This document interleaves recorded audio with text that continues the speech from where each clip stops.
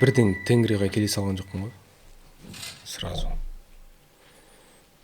Анда істедім, мында істедім. Бірнеше жұмыста істеп жүрдім. Подработка деген сияқты. Тенгриньюс 10 жыл, е? Осы мартта 10 жыл болды ғой. Қызық. Әлі неге сонда істеп жүрсің деп кейбіреулер сұрайды ғой. Білмеймін. Енді зона комфорта деген бар ғой, сол сияқты ғой. Үйреніп қалғансың ба, білмеймін. Ана интернетте фотографтарға сұрақ қойған кезде жақсы жұмысқа қашан ауысасың деген сұрақ қойды да фотографтар. Білмеймін, мен өзімді мынандай еркін сезінемін ол жерде. Жаңағыдай бір жерде жұмыс істеп жатырмын деген бір міндет, ондай сезінбеймін да. Бастықтың жаңағыдай жұмысшысына деген бір жаңағыдай сен қайда жүрсің, сен не істеп жүрсің, ондай түсінік жоқ та, ондай әңгіме жоқ бізде. Бір уровеньдамыз да, бір уровеньда сөйлесіп, жаңағыдай мен оларды жақсы түсінемін, олар мені жақсы түсінеді деген сияқты. Кей кезде қолдайды, жаңағыдай. Баяғыда бір көрмелер жасап жүрген кезде шетелдерде анда-мында поддерживать етіп, информативно болса да, жаңағыдай ақшалай болса да басшылық қолдап, көмектесіп, жаңағыдай. Мысалы мен тот же самый Америкаға кетіп бара кезде бір жарты айға, бір айға кетесің ғой. Мысалы, енді мен жұмыстан тыс кетіп қалғаннан кейін енді по идее, жұмыстан жалақы жүрмейтіндей қылып жаңағы жазып жіберу керек қой. Олар қолдап жаңағыдай барып кел деп қолдап. Ол жаңағы жұмыстан тыс барған кезде ме мысалы? Иә, жұмыстан тыс барған кезде. Одан бөлек жаңағыдай ол жақта көрмені нетіп жаңағыдай ақпаратқа шығарып, жазып деген сияқты. Жақсы бір сондай бір опыттар болды, тәжірибелер неде. Көбінесе коронаға дейін 2019-да вообще күшті болды. 2019 күшті жыл болды ғой мен үшін вообще. Коронаға дейін, е? Иә. Одан кейін де настрой болды, ойладым ғой Германияға барам. Андай-мындай неше тоже ойлар болған Германияда бір выставка жасасам деп. Потом әңгімелер болған, келісімдер болған. Одан корона келді де, что-то кальядан шығып кеттік қой бәріміз. А так сол 19 жыл жаңағыдай Америкада выставка жасап, Димаштың концертіне барып аяғасын. Жоқ, негізі Димаш концертіне бару керек болған. Тенгридің атынан аккредитация, кәдімгі бәрі болған. Еще былай болады ғой. Димаш концертке келетін кезде жарты несін жаңағыдай командасына виза бермей қалады ғой. Жаңағы съемочный группасы бар, несі бар, бәрі көбінесе виза бермей қалады ғой. Сонымен жаңағы Нью-Йоркта жүрмін как раз. И маған Нью-Йорктағылар хабарласады ғой. Тұрар осындай Димаштың концерті ойнап отыр, фотограф керек. Фотограф жоқ деп оқыдым мен. Яғни жеке фотограф қосылмай қалды деп, е? Иә. Жеке фотограф тағы біреулер, короче, бір команданың жартысы келе алмай қалыпты, виза болмай қалыпты. Бермепті. Содан жарайды, мейлі, давай түсірейін. Осындай төлейді, жарайды, мейлі. Ақшасына қатты нет тұрған жоқпын, келістім. Соны барып как раз былай болатын адаммын ғой, сол жерде негізі Тенгриға түсіріп. Барып, сол жерде түсіріп, тура алдында жүріп, күшті суреттер түсіріп. Одан бөлек жаңағыдай Вашингтонда, Нью-Йоркта көрме жасап. Көрме деген андай үлкен көрме емес, кейбіреудің ойындағындай жаңағыдай арт залда, специальный выставочный залда, жаңағыдай персонально мықты чуть ли не там музейдің несін, экспонатын несінде емес. Елшіліктің ұйымдастырған іс-шараларында как бы якобы коллаборация ғой, сонда менің суреттеріммен сол жерде выставка жасау, олар мені қолдап, мен оларды қолдап деген сияқты сондай бір коллаборация. Мен үшін бір андай бір выставка емес, сондай. Енді чисто пробный ғой, почувствовать почву деген сияқты, жалпы кім келеді, кім келмейді, қалай қарайды деген сияқты, вниманиясы қандай болады деген сияқты. Сосын мынау Парижде жасадым, ол 18 жыл болды ма, қай жыл болды? Тоже Наурызға орай елшілік қолдап Парижде. Мұрагер бар ғой досымыз. Шақырып, мен мұрагерлікінде жатып, бір апта. Наурыз болып. Эйфель мұнарасының жанында. Ол үйде кім болмаған? Күшті мұрагердің келіншегі бізге күнде завтрак істеп, ужинымыз жасап, күшті жақсы демалып қайтқанбыз. Мұрагерге рахмет, сол кезде қолдап, қолпаштап, сол кезде посол болды ғой, жан. Ол кісімен жақсы бертінде ғана кездесіп қалдым, көріп тұрамын ол кісіні. Жақсы араласамыз. Ол кісі қазір халықаралық ақпарат комитетінің басшысы. МИТта, иә. Көріп тұрамын, сол кісі өткенде ғана кездескенде айтады, сен выставкаларың болмай кетті, тоқтап қалдың ғой деп.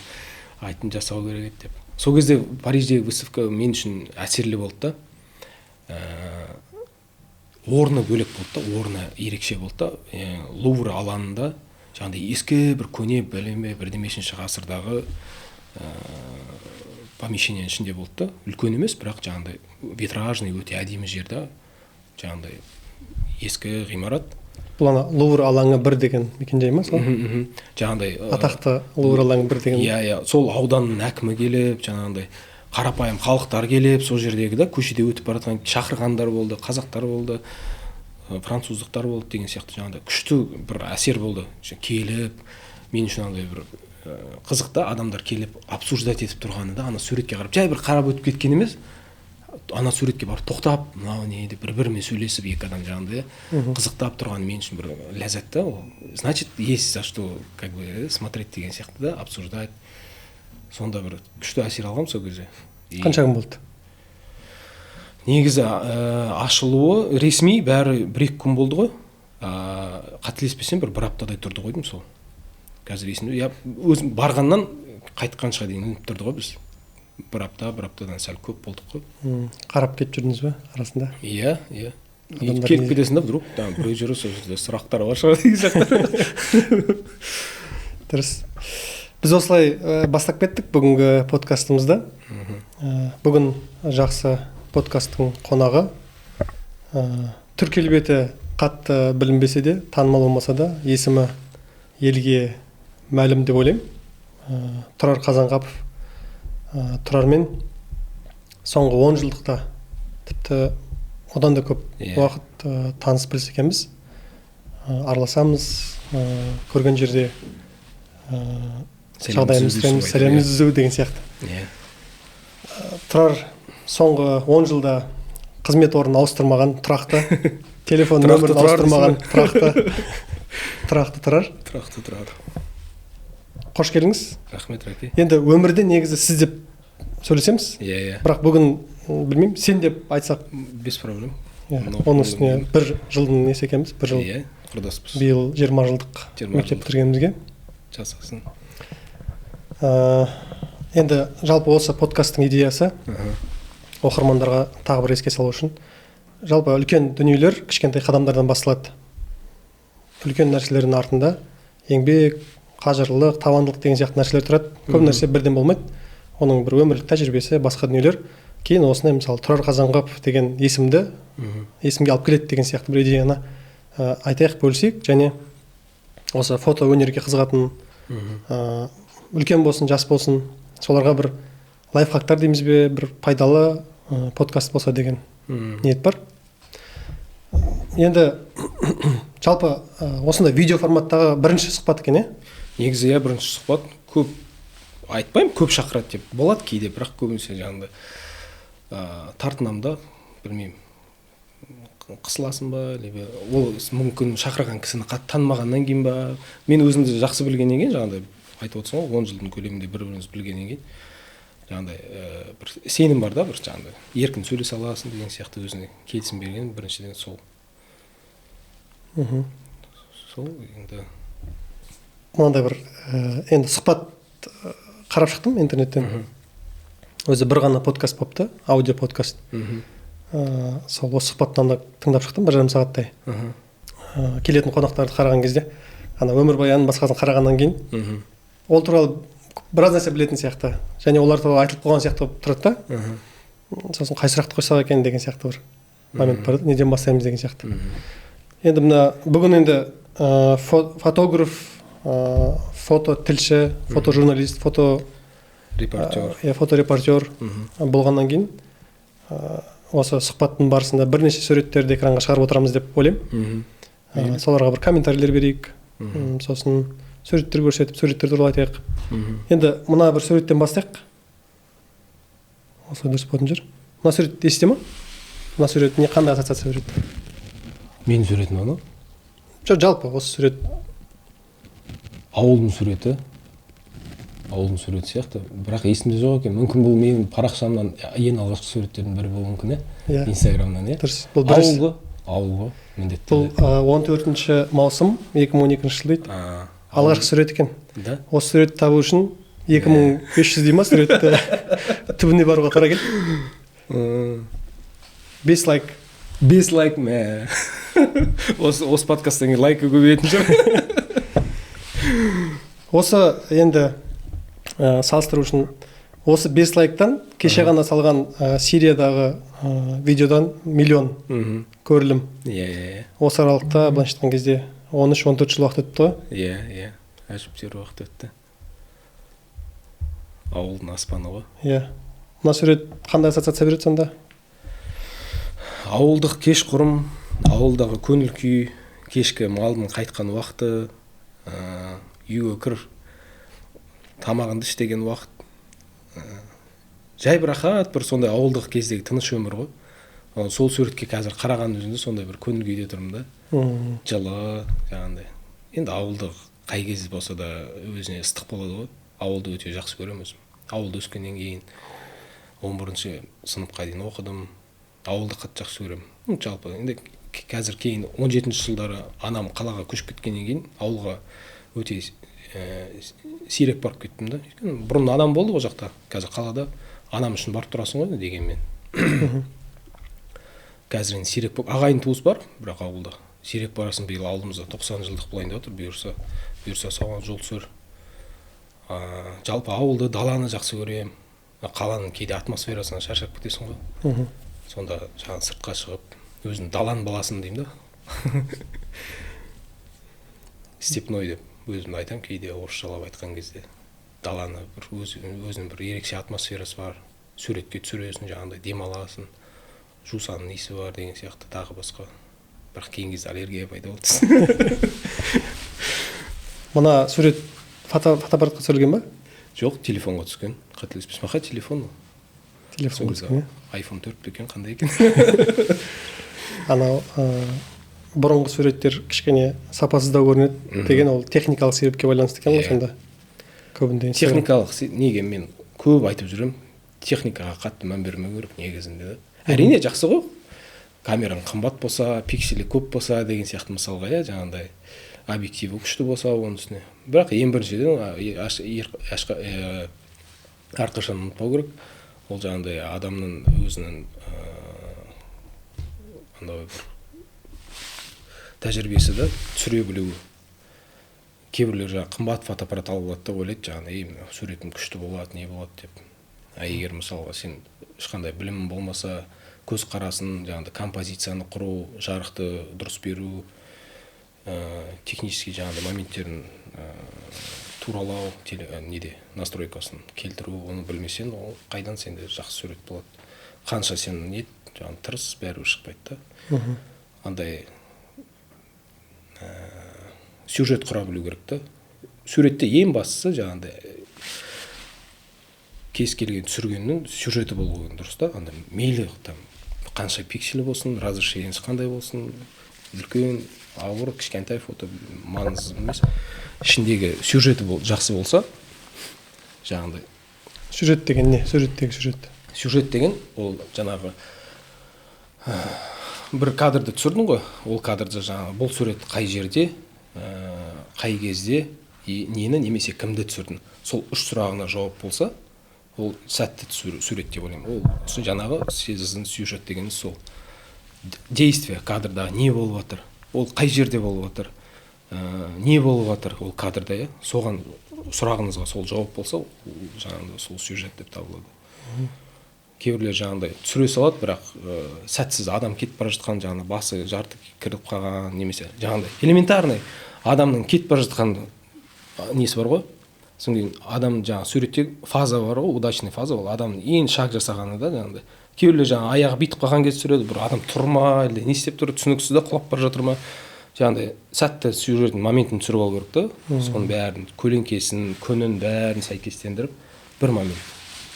Қазір енді техника дамып кеткен ғой. Шырылдап тұрып серия съемка түсіресің ғой, мысалға керек десең, тоже футбол болсын, мысалы көшеде кетіп бара жатқан адамда репортаждарым болсын. Мен өзім бастаған жанрым репортаж ғой. Өзіме қатты жақын и өте ұнайды да. Репортажный съемка жаңағындай ресми сапарлар, президенттердің бірдеңкелері сондай ұнайды да маған, жаңағындай протокол, жаңа алдын ала дайындалу, так мына келе жатыр, қазір мына жерден өтеді. Алдын алу да, репортажда өте маңызды да, алдын алу.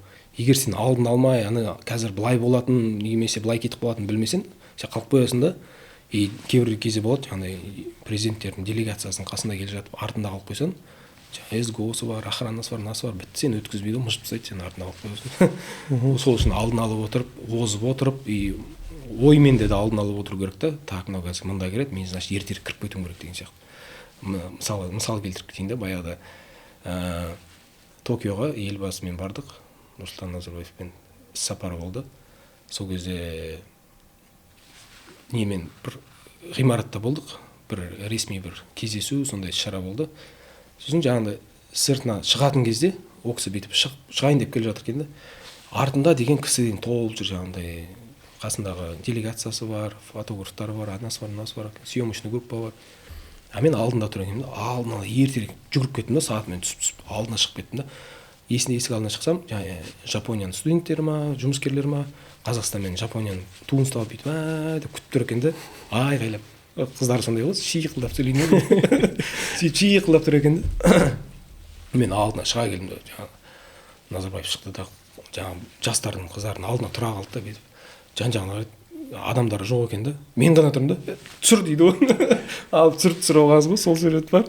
Қызық сол кез. Сондай да, алдын алуда болды, өйткені менде бір емес, бірнеше рет болды. Байқаусыздан артында қалып қойса, меган ашылу болды ғой. Мирзиёевпен лента кесіп жатыр. Мирзиёевпен лента кесті, Назарбаевке лента кесті. Шашып, анау музыка, айғай-шу, бір кезде абыр-сабыр болып кетті, адам көп ана жерде. Бәрі үр етіп кіріп кетті да, мен ана жерде қысылып үлгермей қалдым да. Кірейін десем, СГО жаңағы охрана есік жауып отыр да. Ашсайсың, сен кімсің дейді. Айтым жаңағы екеуміз сөйлесіп тұрдық қой. Сонда СГОшниктардың бір кішкене бір несі бар да олар. Түсіне қоймен қазір ғана сөйлесіп тұрғансың, ертең уже сен 1-5 минуттан кейін сені танымай қалады уже. Олардың жұмыстары сондай ма әлде білмеймін, кішкене қиын кісілер солар. Бір емес бірінші рет сондай кездесулер болды олармен. Біз әңгімеміз бірден кәсіби жаңағы кәсіпке кетіп қалдық, өмірдің жолына қарай кетіп қалдық. Енді жаңа Тұрар өзің айтқан сияқты даланы жақсы көремін, ауылды жақсы көремін. Көп видеолар, көп фотолар осы ауылмен байланысты екен. Босаға ауылы, Қарағанды облысында. Одан кейін мына осы фото өнерге деген бір қызығушылықтың туындауы бұл отбасындағы бір көріністерге байланысты болды, әкенің, атаның осы дүниемен айналысуы деген сияқты. Жаңа сурет көрсетіп жатқан сол ғой. Бір сол сәттерден қандай естеліктер бар? Яғни осы фото өнерге тікелей айтпаса да, бірақ сол отбасындағы көріністер әсерін міндетті түрде тигізді ғой. Әрине. Енді жаңағы атадан қалған мұра деп жатады ғой. Әртүрлі қанға дарыған дейді. Білмеймін, солай бар ма жоқ па, бірақ дегенмен шығармашылық іште болды бастапқыдан.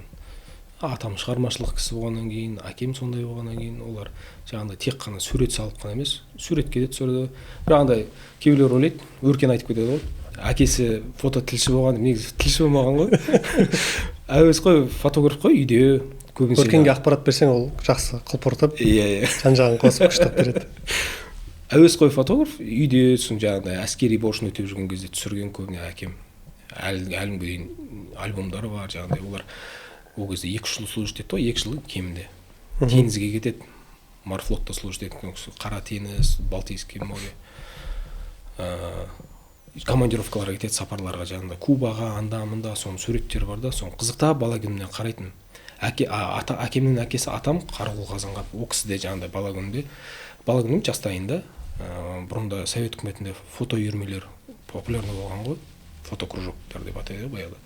Сондайларда балаларды жаңағы суреттерін шығару, мынау қалай түсіріледі, проявкасы бәрі сол түсіндіріп, балаларға үйрететін, өзі де түсіретін.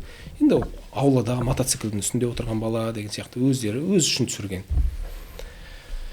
Содан соңғы жылдары сол әкем түсіріп жүрді. Бірақ ешқашан жаңағыдай балам мынау былай болады, көрдің ба, мынау былай болады деп ешқашан түсіндірген көрсеткен емес.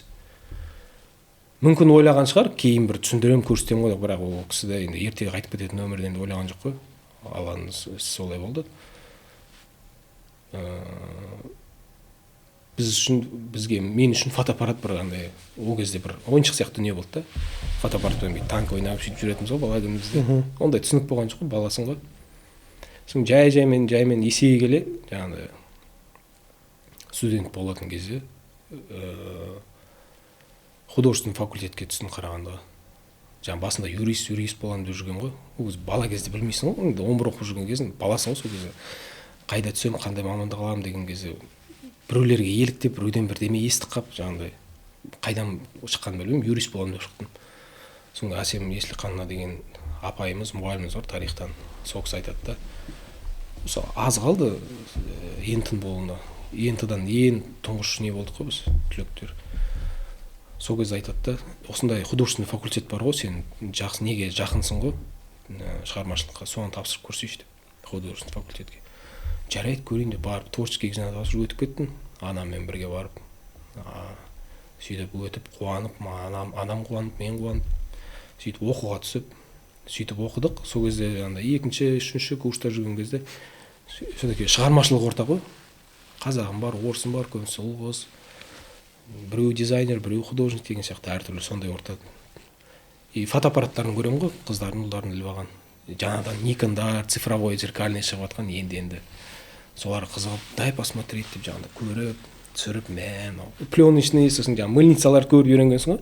Енді алғашқы суреттерің қандай, көбінесе үйреніп жүрген кезде. Мыльницаға терезенің алдында тұрған гүлді түсіресің, досыңды түсіресің. Сол сөйтіп үйренгенсің ғой бастапқыда. Сөйтіп жаймен жүріп, жаңағыдай бірінші фото ол жаңағы оқып жүрген кезде түсіріп бастаған ба, әлде үйде жалпы фотоаппаратпен ойнағаннан бөлек мынандай бірінші суретім дейтін қай кезде түсіріп көрдің? Шын айтсам, мен негізі андай ең бірінші түсірген суретім деген сурет жоқ та, немесе мүмкін есімде жоқ шығар, бірақ кәсіби түсіре бастаған кездегі суреттер шамамен білем да.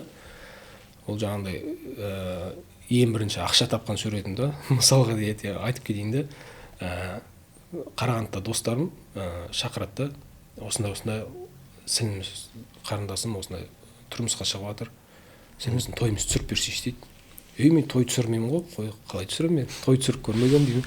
Түсіресейші, камераны жақсы ғой деп. Камера алып берген ғой анам, жаңағыдай өзім ойлап жүрген, көзім түсіп жүрген камераны, мәз болсам мен. Ол менде де әуестеніп, жай ананы түсіресің, мынаны түсіресің болды ғой, басқа түк жоқ. Енді ақша табам ғой деген ой болған жоқ. Қандай камера?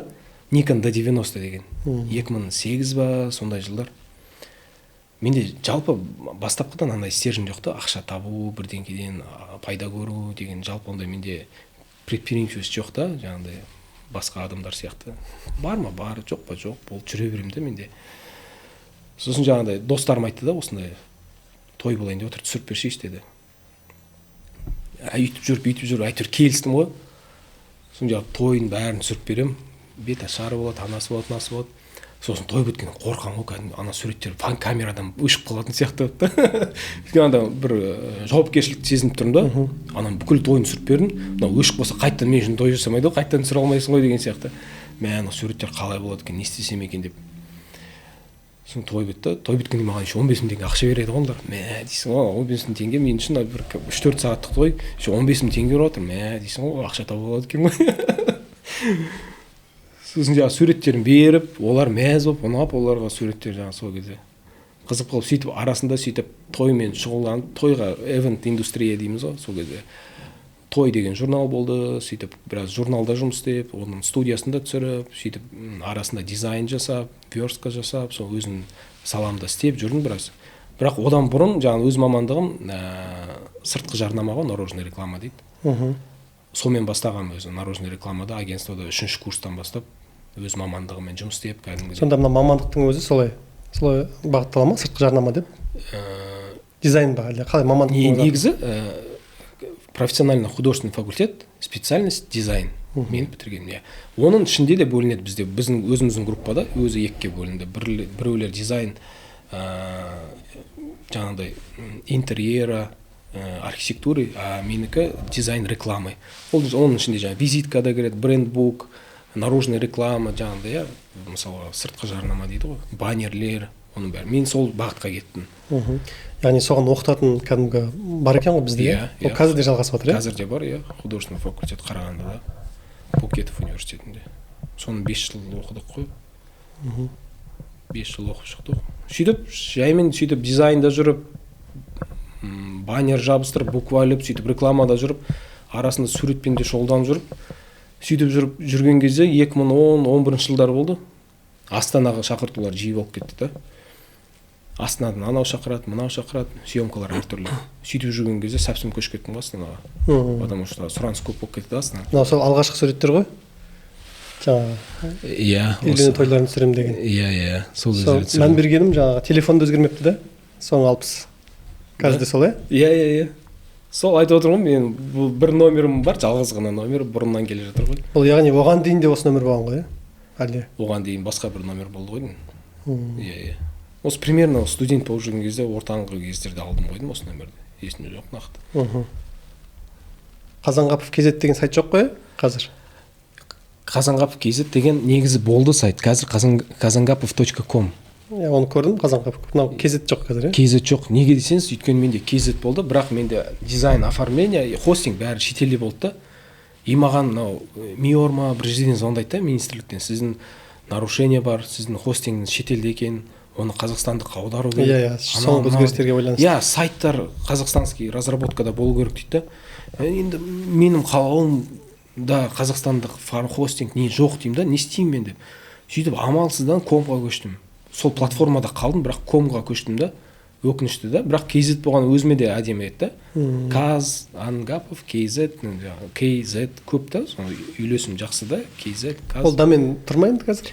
Негізі болған, что-то біреу алып қойыпты, соны қайттан алайын десем, соны қалай алатын білмей жүрмін енді қайттан өзіме. Мына подкасттан кейін анық бермейді. Бағасы өседі ғой. Көбінде өздері жаңағы алып сатып алып қояды, немесе фамилия сәйкес алып қояды дегендей ғой. Сөйте ме? Может, сіз алып қойған шығарсыз деп.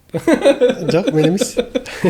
Босаған бетті алып қойды ғой. Да? Бұлай. Мен білмеппін оны. Сосын хостингтің жүйесінде мынандай соңғы уақытта мынандай атаулар босады деп шығарып қояды, жарнама сияқты.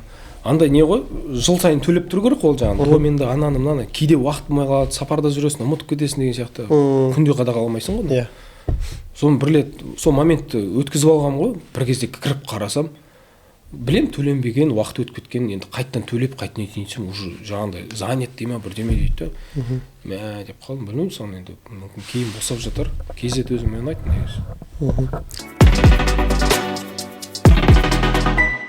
Енді жалпы фото өнер мен фотограф дегенді шатастырады ғой негізі. Фото корреспондент, фото тілші мен фото сүруші, фотографты шатастырады негізі көп былай. Бір фотограф деген өзінде мағына көп қой, тармақ көп қой. Айырмашылық енді тұрардың өзінен естейік. Мысалы көбіне фотограф деп айтады ғой енді, бірақ соңғы кәсіби қызмет фото тілші ретінде жұмыс қой. Өзімді таныстырғанда фотокорреспондент, фоторепортер деп таныстырам. Көбісі де солай таниды. Жалпылап айтқан кезде фотограф деп айта береді ғой, наш фотограф, тот фотограф деп деген сияқты. Былай қарасаң негізі тармақ көп қой фотографияда. Жалпы фотограф дегенде біреу тойдың фотографы болуы мүмкін, жаңа айтқандай. Біреу студийный фотограф болуы мүмкін. Біреу өзім сияқты фотожурналист болуы мүмкін. Біреу жаңа табиғат сурет тек қана. Біреу предметный фотограф, біреу интерьерный фотограф. Көп қой қазір. Мен Алматыда Дамир деген таныс фотограф бар. Ол мысалы документальный, репортажный бағытта көп түсіретін көбінесе. Қазір тек өзім байқайтыным арасында портрет түсіреді, өзіне хобби ретінде, и көбінесе кәсіби түрде интерьер түсіріп жүр да. Ғимараттарды, бөлмелерді таза, өте әдемі, жақсы интерьер түсіріп жүр. Сол секілді адамдар өзінің бір бағытын табады да. И менде де бір осы фотожурналистикада өзім бағытын тапқан сияқтымын да. Студент кезінен бері фотожурналистиканың түбін зерттемесем де, жалпы фотожурналистикасыға қатысты бар кісілерді интернеттен қарап зерттейтінде, жаңа көбінесе военный корреспонденттер бар, горячий точкаларда жүрген. Енді мен деген фотожурналисттарды қарайтынмын да. Бұл оқып жүрген кезде ма? Оқып жүрген кезде, бітірген кезде де. Мынау жаңағы неде? Көбінесе оқып жүрген кезде. Университетте оқып жүрген кезде. Университет бітірем ау деп бітірген кездерде де Қарағандыда жұмыс істеп жүрдім ғой, бірнеше жыл рекламада, жаңа басқа жерлерде. Сол кезде көп зерттейтін. Жаңа шетелдің фотографтарын немен түсіреді, қалай түсіреді деген сияқты. Датау андай не болып кеткен ғой, қызық қой. Сол кезде интернеттің датау біз енді интернетке кіріп жатқан адамбыз ғой сол кезде. ол кезде интернет медленный болатын, карточкамен кіретін, жаңағы Қазақтелеком. Сонда дата болғандай ғой, жинай беретінсің ғой бірдеңке болса, как будто ана следующий раз кіріп қарай алмайтын сияқты. Жаңағы бір суретті қарасаң, суретті сохранить как деп жинай бергенсің ғой, загрузкада бетіп фотоаппараттардың суреттері болса, жинай беретін ғой. Мынандай алсам ғой, мынандай алсам ғой деп өзімен өзім. Сол кезден бастап зерттеп жүрдім. И Астанаға келген кезімде жаңағыдай коммерческий съемкаларда жүрдім, әр жерде, журналдарда, өз мамандығым бойынша верстканы жасап жүрдім. Бір жұмыстан шығып, бір жұмысқа барып, түнімен сөйтіп әрі-бері шапқылап жүрдім. Сосын кейін Максим Ружин досым бар, ол кезде ауылдамын, сол звондайды. Тұрар, Фейсбукты қараш, Тенгри Ньюста вакансия тұр екен дейді. Саған сол бағыт жақсы еді, жақын еді ғой, ұнайтын еді ғой деп көрші барып неге жігіт қой. О, иә, Максим. Мынау жаңағы шатырда шығып жүрген кез ғой, иә? Мынау бар ғой, дипломат қонақ үйінің балконында ғой. Өйстіп крышаларға, балкондарға жиі шығып жүретінбіз. Дрон жоқ уақыт қой. Өзіміз дрон едік қой сол кезде. Бір сондай бір қызық уақыттарда қайтып келмейтін, еске алып сөйтіп ойлап жүресің. Яғни Астанаға келуге түрткі болған Максим ғой, Жоқ, бастапқыда өзім де Астанада жүрдім. Мына Тенгри Ньюсқа иә, алғашқы. И көп кісілермен танысудың жалпы бастапқыда Максим түрткі болды да, негізінде себепкер. Сонда жаңағындай Тенгри Ньюсқа келсейші, келіп көрсейші, сұхбатқа мүмкін алатын шығар деді да. Ол кезде Максим 7-ші арнада ма? Ол кезде 7-ші арнада болу керек, 14-ші жыл ғой. Ауылда едім, айдап отырып, ертеңгі күні қандай пойыз бар, сонымен Астанаға тартқансың ғой. Астанаға келдім, Тенгри Ньюсқа келдім, ол кезде ескі офистарында отырады. Жаңа Максим Попов деген редактор болды, сонымен отырдық. Суреттерімді қарады, портфолио дейді, соны қарады, жақсы. Бір аптадан жұмысқа шыға аласың ба дейді. Шығайын, жарайды дедім. Зарплата осындай жалақым деді. Жарайды, мейлі. Осындай деген қандай? Ол кезде ұмытып қалдым уже, көп емес енді. Ол кезде долларда басқа ғой дегенсің ба? Сосын кейін офистан шықтым, сосын звондайды да, ертең шығасың ба дейді. Жаңа Максим Попов звондап отыр да. Жарайды, ертең шығайын деп. Сөйтіп, ертеңінде шығып кеткем 2 мартта, 14-ші жылы. 2 марттан бастап жұмыс істеп кеттім. Ең бірінші репортажым Әсел Сатаева деген әріптесімізбен неге бардық? Балабақшаға бардық қой. 8 март тақырыбында репортаж жасадық та. Тенгри Ньюста мен қарап шықтым. Жалпы 400-ге жуық па репортажда Тұрар Қазанғапов деп тұрды. Өте көп репортаж. Одан да көп болуы мүмкін. Бірақ мен бір қараған кезде 400-ге жуық. Біріншісі 2014 жылдың сәуірі деп тұр. Жаңа бірінші репортаж сонда сақталмаған ба, әлде қалай? Жоқ, мүмкін сақталмаған ба, мүмкін ол разделына байланысты да қай жерде қараған. Иә, мүмкін ол. Мен автор дегенмен қарадым. Әлде тег қойылмай қалған болуы мүмкін? Иә, авторға тег қойылмаған ғой, мүмкін. Ондайлар бар. Кейбіреуінде ұшып кеткен, кейбіреуінде қойылмаған, әртүрлі технический. Енді мына мен қараған нұсқа бойынша бірінші репортаж ол ана не бар ғой, Нұрсаяның алдында. Жөндеу жұмыстары. Иә, есімде. Сол екен. Иә, есімде. Мына жерде жаңа шетелдік қана өнімдер қолданылады, қазақстандық ешқандай нәрсе қолданбаймыз деген. Керамогранит төңкеріп тастаған, брусчаткалар шашқан. Кәдімгі жұмыс процесінен жасалған репортаж. Жаңа бір сәтке оралайықшы, ана университетті бітіретін сәтте осы фототілшілік, фотоөнер, әскери фототілшілік дегенді қарап жүрген кезде ол нәрсе бірақ негізі жұмысқа қажет емес еді ғой. Қатты қажет емес еді ғой. Бір андай бір сондай бір әуесқойлық болды, ұнайтын бірдеңкесімен. Қалай айтсам екен? Бір қорқыныш, сосын жаңағындай сол жерде болу, сол жерде сол сәтті көру, сол тарихқа көз жүгірту, сол кезге себепкер болу, өзіме сол тақырып жақында, бір жерде бір жағдай болып жатса мен болуым керек ол жерде дегенде, қазірде де соны айтамын да. Мысалы су тасқыны болып отырмын, бірінші күннен бастап дабыл қақтым да, мен барайыншы, Атырауға барайыншы, анда Құлсарыға барайыншы.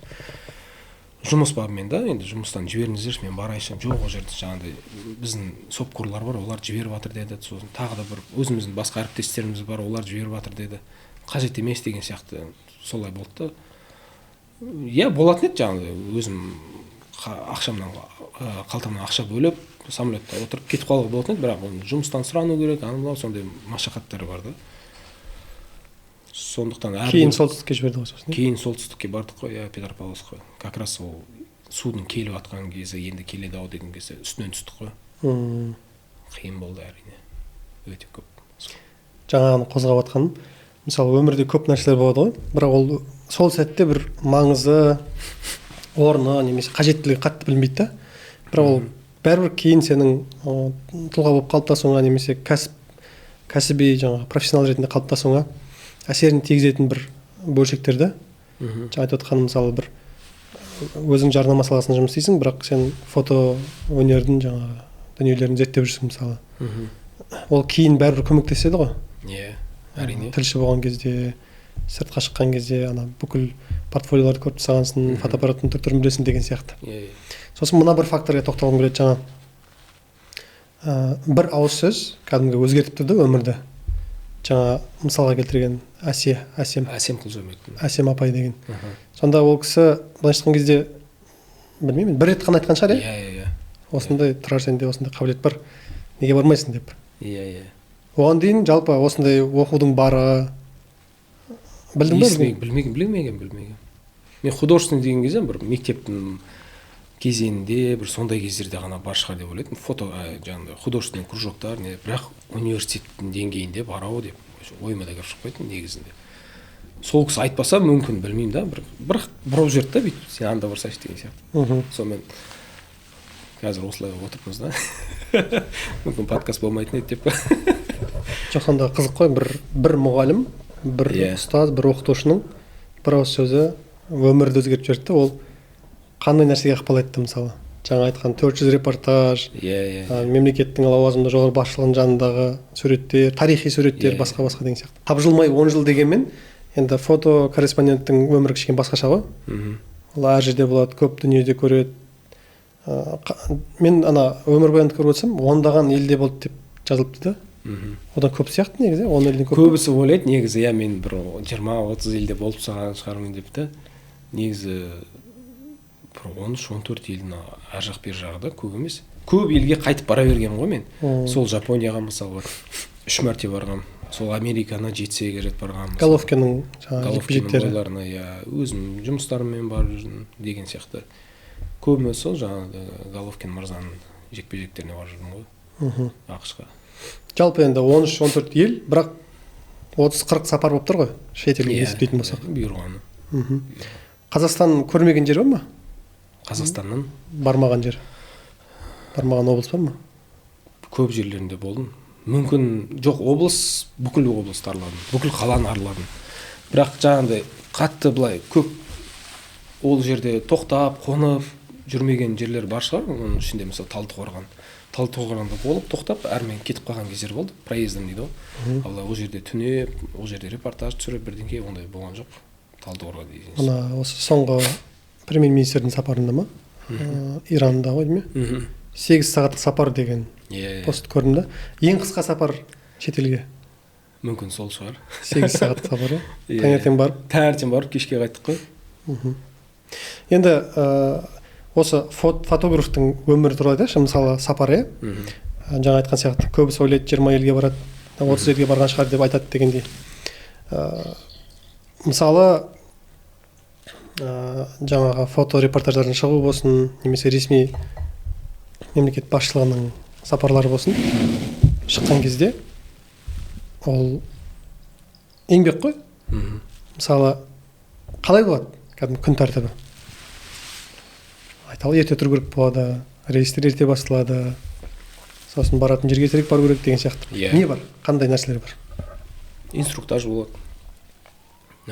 Ертерек бару. Одан басайықшы, мысалы Тұрар, сен осындай жаңа ресми делегацияның құрамына қосылдың, пулға қосылдың, немесе олимпиадалық топқа қосылдың деген хабар алудан бастап көрейікші. Қандай дүниелер болады?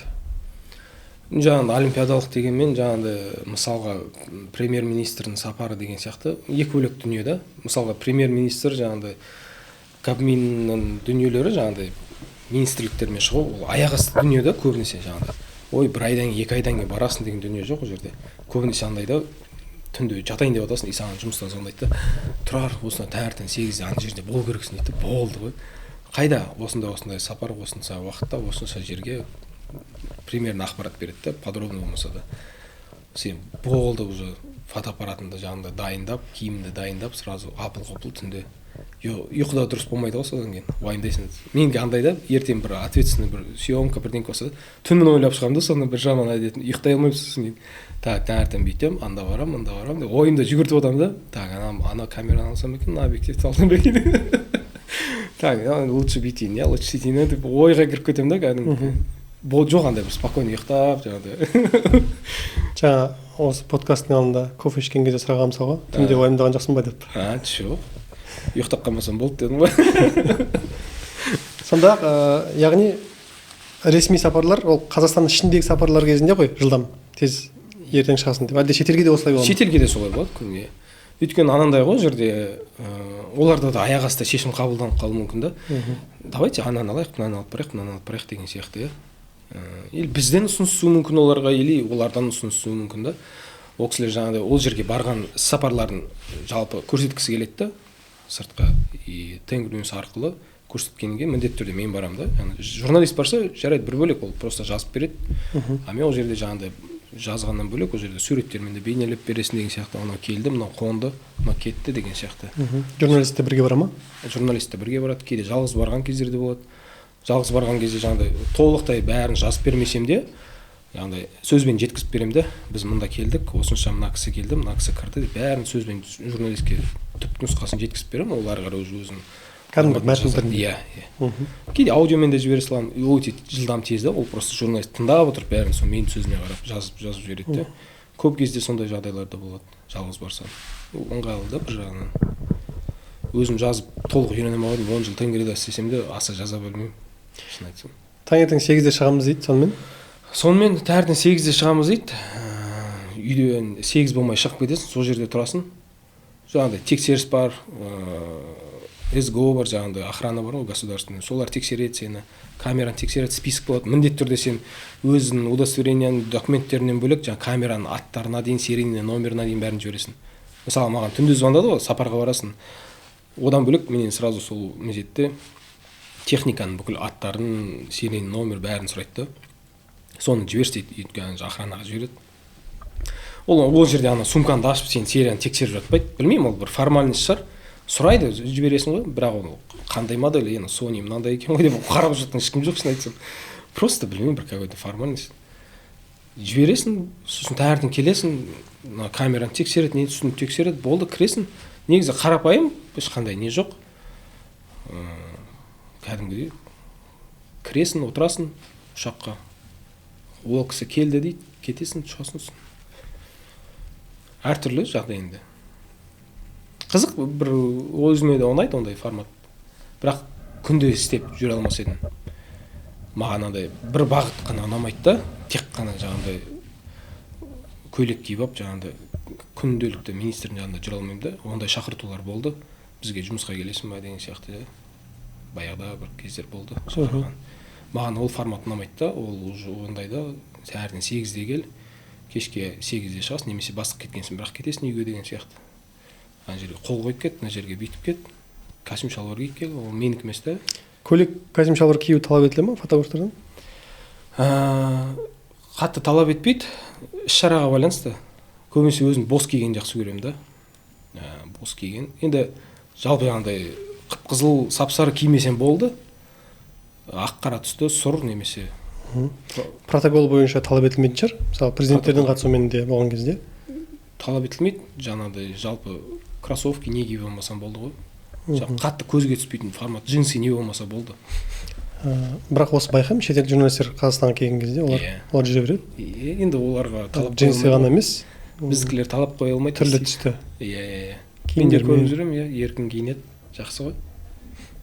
Сондай болу керек қой, қатты андай қадалып қажет жоқ қой негізі. Сен мынандай ки, сен мынандай ки деп. Ол шығармашылық адам, жұмыс істеп жүрген адам, ол отырады, еңкейеді, кейде керексін жатып түсіреді. Оған сондай киім ыңғайлы да фотографқа. Сол үшін сол дұрыс деп ойлаймын. Тұрар, енді осы фотографиямен айналысқан 15 жылда кәсіби. немесе соңғы ақпарат саласында жұмыс істеген 10 жылда, 10-12 жылда. Елдегі негізгі бір тарихи оқиғалардың бірге жүрсін да, тарихи оқиғалардың ішінде. Ол саяси оқиғалар болсын, мәдени, шетелде, Қазақстандағы деген сияқты. Енді ірі-ірілерін айтатын болсақ, енді президент Назарбаевтың негізгі сапарларында бірге болдым. Қасым-Жомарт Тоқаевтың қазіргі осы соңғы 5 жылдықтағы президенттік кезеңіндегі сапарлары, немесе Қазақстанға келген жаңа делегациялардың іс-шаралары деген сияқты. Головкиннің жекпе-жектері бар, Димаш Құдайбергеновтың концерті бар деген сияқты. Шавкатқа барып келдім өткенде. Кімге? Шавкат Рахмановқа ма? Енді міне мына өмір тізбегімен қарайтын болсақ, алдымен жаңағы жарнама агенттігінде жұмыс, иә? Сосын жаймен Астанаға көшіп келу, осында жұмыс істеу, кейін тойлар, event, сосын love story, иә? Бірте-бірте өсіп келатырмыз ба, қалай болып жатыр? Сол Қарағандыдан басталып келді, осы жақта жалғасты ғой. Иә, сосын жаңағы ақпарат агенттігіне жұмысқа кіру. Сол ақпараттық агентствоға сол алғашқы кіруім ғой, әлі сондамын ғой. Одан бұрын істемеген. Яғни ақпарат агенттігіне кіру осы бір дүниелерге жол ашты. Сол ғой. Біз енді 10 жыл деп айтырмыз, бірақ жаңа өзің айтқан сияқты еркіндік жақсы көремін. Бұл еркіндікті беріп жатыр ғой осы қызмет. Беріп жатыр, иә. Яғни бір жерде отырып үнемі бір нәрсені түсірмейсің, ауысып тұрады. Иә, локация да ауысады, адамдар да ауысады, оқиғалар да ауысады. Рас. Өзім жұмысымда жақсы, қарым-қатынас жақсы да, өзім сұрағанды кейде жаңағыдай пожелание дейді ғой, анда барайш, мында барайш дегенді кейде қолдап жатады. Осындай жағдай болып жатыр. Өзім ойымды айтамын кейде, бөлсем. Андай бізде андай бағыт жоқ та, мынау бастық, мынау жұмыскер деген сияқты да. Бәріміз бір бағыттамыз. Редактор болсын, жаңағыдай бас редактор болсын.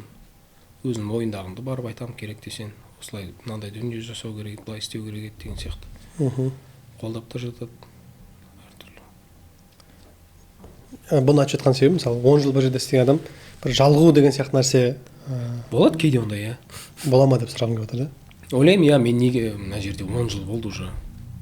Кетсем қалай болады екен? Кетсем қайда кетемін мен? Мен басқа редакцияға барамын ба? Тенгриден, айтпаймын енді, сұмдық деп, Тенгриден артық ешкім жоқ деп. Бірақ мен үшін Тенгри еркіндіктен бөлек, жаңағыдай маған көп жол ашса да, бір отбасым сияқты өзімді сол жерде жақсы сезінемін. И басқа жерге барған, басқа редакцияға барған өзімді көрмеймін да басқа редакцияда. Одан да мен кетсем, бір шетелге басқа редакцияға кеткенім дұрыс сияқты да. Одан биік өсуім керекпін да мен кетсем. Немесе өзім бір кәсібімді ашуым керек. Студия дей ма, либо там өзім бір платформамды ашу керек. Бірақ ол да жоқ та менде. Мен ондайға жоқпын да, предприимчивші жоқ менде. Тұрар Қазанғаптың бірдемесі ашылыпты деген сияқты. Ондай жоқ, көп адамдар ұсынып жатады. Тұрар Қазанғаптың көрмесі. Көрмесі жайы бөлек қой енді, ол бір жасап, бір жалғасып. Шеберлік мектебі. Иә, шеберлік мектебі көрсетеді, курс, сондай ашса істейді. Біреулер онлайн аш, біреу мектеп аш, біреу мынандай аш. Мен аза теорияға жоқпын да, бүйтіп мынандай екен балалар деп, андай или мынандай екен деп түсіндіруге жоқпын да. Болады, индивидуально кісілер хабарласады, индивидуально кейде өткіземін, өте сирек әрине. Көп келсе ғой мен, потому что мен андай постоянно бір ойымда жұмыс, постоянно жұмыстағы адаммын да. Егер мен анаған қазір келісім беріп қойсам, а вдруг мен ол кезде сапарға кетіп қаламын. Соны бір подводить етемін да кісіні. Ыңғайсызданамын. Көп жаңағындай қызық проекттерден, көп жаңағындай келісім шарттардан сол өзімнің бастапқы жұмысымның себебінен отказ беремін да, жаңағындай бас тартамын да. Жоқ, мен кешіріңіз, әдемі, бірақ түсіре алмаймын деймін да сіздің жаңағы жобаңызды. Ана мемлекеттік қызметте жұмыс істейтін адамдардың бір несі болады. Мемлекеттік қызметтен шыға алмайды. Иә. Басқа жаққа ауысуға болмайды. Өйткені мысалы университет бітіре салып мемлекеттік қызметке кіріп кеткен да, эксперт болып бастаған, жаңағы сарапшы, бас сарапшы, жетекші маман деген сияқты өсіп басқа жерге барса ол жаңағы өмір сүре алмай қалатын сияқты дүние бар да. Енді тура ондай емес, бірақ бәрібір үйренісу бар ғой. Дипломаттар сияқты ғой. Бір шетелде консульствода, бір жерде елшілікте істейді да, елге қайтып келеді ғой. Қайттан кеткісі келіп тұрады да, жаңағыдай уже үйреніп алған ғой сол жаққа. Бір досым бар Нью-Йоркта, сөйтіп сондай бір сол салада істеген. Нью-Йорктан қайтып келді да, Астанада бір кездесіп қалдым. о келдің ба десем, иә келдім, бірақ кеткім келіп жоқ қайттан дейді да. Бір күні қарасам инстаграм қайттан кетіп қалыпты. Әдетте 3 жыл ма, 1-2 жыл жұмыс істеп барады ғой енді қазір ротация бойынша. Миссиясын жалғастыруға кетіпті ары мен. Ол да бір сондай үйреніп қалады ғой. Маған өзіме сондай дипломаттық формат негізі ұнайды ше. Мен кейде ойлаймын, осы фотограф болмасам мүмкін дипломат болсам қалай болады екен деп. Ұнайды маған осындай. Жұмыстары күшті ғой негізі дипломат болған. Шетелде мысалы, отбасыңды алып, жұмысыңды, миссияңды жалғастырып жүре бересің, одан сені анда жібереді, мында жібереді. Жай бір рахат өмір әйтеуір. Жаңа кәсіпкерлік бір не жоқ деп айтасың ғой. Кәсіпкерлікке бір ыңғай жоқ деген сияқты, бейімділік жоқ деген сияқты. Мысалы, қазір енді байқаймыз да, мына Инстаграм пайда болуымен бір өзгеріп кетті ғой. Адамдар тезірек табыс табуға, бір кәсіптен тезірек ақша табуға тырысатын бір жағдай бар. Мен сұхбаттан да көріп отырмын, жалпы өзінің әңгімеңде байқап отырмын. Жалпы фотографиямен, фотоөнермен ақша табам деген бір мақсат болған жоқ басында, иә? Жоқ, вообще болған жоқ. Мақсат жаңағы үлкен оқиғалардың ортасында жүру, кәсіби даму деген сияқты болды. Сонда яғни бұдан қандай қорытынды шығады? Кәсіби дамуға бағыт берсең, яғни соған фокус берсең, ақша өзі қуалап келе ме екен? Қуалап келмесе де аш қалмайсың ғой әйтеуір. Асып тасып кетпесең де әйтеуір ақшам болады. Әр нәрсенің несібесі бар ғой. Әр жердің еңбектің өтелуі бар деген секілді. Қандай проектта, қандай жобада жүрмесең де әр нәрсе өтеледі, еңбек өтеледі дегендей. Я болып жатады, жұмысымнан бөлек бір проекттер болып жатады. Өте жиі болмаса да болып тұрады. Мысалы, 21 жылы бір үлкен экспедициямен бір ай жүрдік, Қазақстанды аралап. Қазақстанның шаруашылықтарын араладық бір ай. Сондай жаңағыдай коммерческий проект болды. Ақшасы төленіп, бәрі машина жалданып, оператор, режиссер, фотограф болып бір команда болып шықтық. Тура бір ай майдың 6-сында шығып, июньнің 6-сы келдік қой. Бүкіл Қазақстанда 13.000 километр айналып. Өзіме сол өте қатты ұнайды да, формат өте күшті демалып келдім сол кезде. Бір жағынан өте жақсы қоржын жинап келдім, суретке түсіруге, өзімді тыныс алып демалып қайттым, ауылға барып, Аралды көріп, Аралдың өмірін көріп, мысалға жаңағыдай батыстың өмірін көріп, шығыстың өмірін көріп деген сияқты. Астанадан шығып былай айналып келдік қой, бүкіл Қазақстанға. Ыстығында, суығында бәрін көрдік қой. Сондай, мысалға, өзіме формат ұнайды да. 2018-де Аралды араладық, через Өзбекстан, Өзбекстанды аралап, Аралды айналып шықтық. Тоже 20 күн болдық экспедицияда, өте күшті. Өзіме сондай ұнайды формат. Яғни кәсіби былайша айтқан кезде өзің сүйіп жасайтын жұмыстан табыс тұрады. Мен анау немен салыстырамын да, енді футболисттер ұқсап ақша таппасам да, футболисттер өзінің сүйген мамандығы ғой енді мысалға. Бірақ соған еще қыруар ақша төлейді да, айлығы күшті да. Мен футболист сияқты таппаймын ғой енді. Хайвилда тұрып, лайкрузер. Кейбіреулер айтқандай, сіз хайвилда тұрады екенсіз ғой, дәу джиппен жүреді екенсіз ғой. Аузына май деймін енді. Сол секілді ғой енді. Ол футболист сияқты таппасақ та табыс бар әйтеуір, Құдайға шүкір. Ең бастысы өзіме ұнайтын кәсіп та. Андай жоқ та, не үшін түсіріп жүрмін, неге түсіріп жүрмін деген сияқты. Мен бір күн суретсіз өткізбеген күн болмайды да. Киімінде телефонға түсіресің ғой, кетіп бара жатасың, анау бір әдемі, мынау әдемі екен, мынау қызық екен деп бір білмеймін, суретке түсірмеймін ау деген, Құдай сақтасын, ондай ой болған емес. Өзіме жаныма жақын дүние. Әрқашанда сол камера жанында жүреді ғой, сумка машинеде жатады қасымда әрқашанда. Фотоаппаратқа түсірмесем де телефонға түсіріп. Телефонға түсіргенде қатты ұнатамын. Көп сурет телефонға түсірілгенді. Бұл сонау анау iPhone 4-тен бастап содан бері келе жатқан шығар. Қазір, тем более қазір телефондардың несі, возможностьтары көп қой. Өте сапасы қандай керемет қазір. Қалай түсірсең де өте сапалы. Қазір жастарға мүмкіндік күшті ашылып жатыр ғой, қалай түсіремін десең. Телефон, яғни смартфондар, осындай әлеуметтік желі. Осы фото өнерді өзгертіп жіберді ма? Қаншалықты өзгертті? Өзгертпеген шығар, бірақ бір жаңағыдай тармағын көбейтті да оның фото өнерінің жалпы қазір мобилография деп жатыр ғой, сондай бір тармақ қосылды да оған, жаңағыдай телефонмен де жаңағыдай ақпаратты жеткізу. Егер де баяғыда барлығы тек қана мынандай камерамен мынандай үлкен фотоаппаратқа жүгінсе, сіз келіп бізді түсіріңізші, мынаны ақпаратты жеткізіңізші деп соларды шақырып жатқан болса, қазір адамдар өз телефонын алып сонымен жеткізе салады да, мысалы. Сондай деңгейге жетіп кетті да. Мысалға, ол кезде біз осы 10 жыл бұрын ойладық па, 15 жыл бұрын мысалы ойладық па, телефонмен алып бәрін жеткізе салады деп. Бәрі жаңағыдай үлкен затқа жүгінді ғой. Шнуры бар, өзінің кабелі бар, интернеті бар, жаңағы интернеті жоқ или.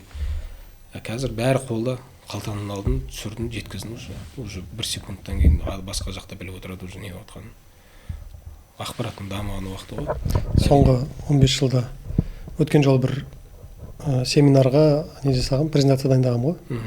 Сөйтіп соңғы қарап отырсам, мына біз қазір өміріміздің кәдімгі бөлшегі сияқты болып кеткен платформалар бар ғой. YouTube болсын, TikTok болсын, Facebook, Twitter'ді алайық уақытындағы, Instagram, барлығы. Соңғы 15 жыл екен да? Демалмайсың ғой осы. Яғни 15 жыл бұрын бұлардың бірде-біреуі жоқ та? 15-16 жыл бұрын бірде-біреуі жоқ. Енді, яғни былайша айтқан кезде 15 жылдың ішінде біз қалай өзгеріп кеттік, біздің өмірімізге қалай кіріп кетті деймін да, әлеуметтік желінің. Сурет сала беру, жылдам ақпарат тез суретпен түсіріп бере салу деген сияқты. Қазір мынандай да сөз шықты ғой, мысалы. Түсіре бер, бәрібір шығармаймыз ғой деген. Суреттерді қаншалықты жиі шығарасың? Түсірген суреттерді. Публикациялар өте сирек болады. Сторис публикация деп жатады ғой, жаңағы Инстаграмда. Өзіме бір маңызды немесе көңіл күйіме де байланысты. Мен өте мұрағат архив суреттер дейді ғой, соларды көп қазбалаймын. Баяғы 16 жылы осындай жерде болып едім ғой, 15 жылы осындай жерде көріп едім ғой деп жаңағыдай қарап отырамын да. Архивқа бір кірсем басымен кіріп кетемін да, мен қараған жақсы көремін да. Өйткені неге десең, сол жерді қарасам, сол атмосфераға кіріп кетемін да, кәдімгі үңіліп. Сол жерде жүргендей болып өзім, сол кезде осындай көріп едім ғой, осындай жерге барып едім ғой, осы кісімен танысып едім ғой деген сияқты мысалы. Сондықтан жаңағы бір өтіп кеткен уақыттағы бір қызық суреттерімді қараймын да, соның бір сондай болады. Даже менде хэштег бар, архив снимки Турара деген хэштег. Сол хэштегпен өтсең, даже бір өзімнің бір жаңағыдай отборкамда өзіме мынау ұнайды ғой деген бір өзіме жылы, бір өзіме бір естелік қалдырған бір суреттер болады. Соларды салып отырамын да, жылын жазып, қайда түсірілген, күнін жазып деген сияқты жаңағыдай архив снимки деп шығарып жатамын. Или мысалы бір маңызды дүние болып жатса, мысалы су тасқынына бардық Петропавловск қаласына. Бұл қазір бүгін болып жатқан жағдай да, сондай кезде саласың деген сияқты мысалға.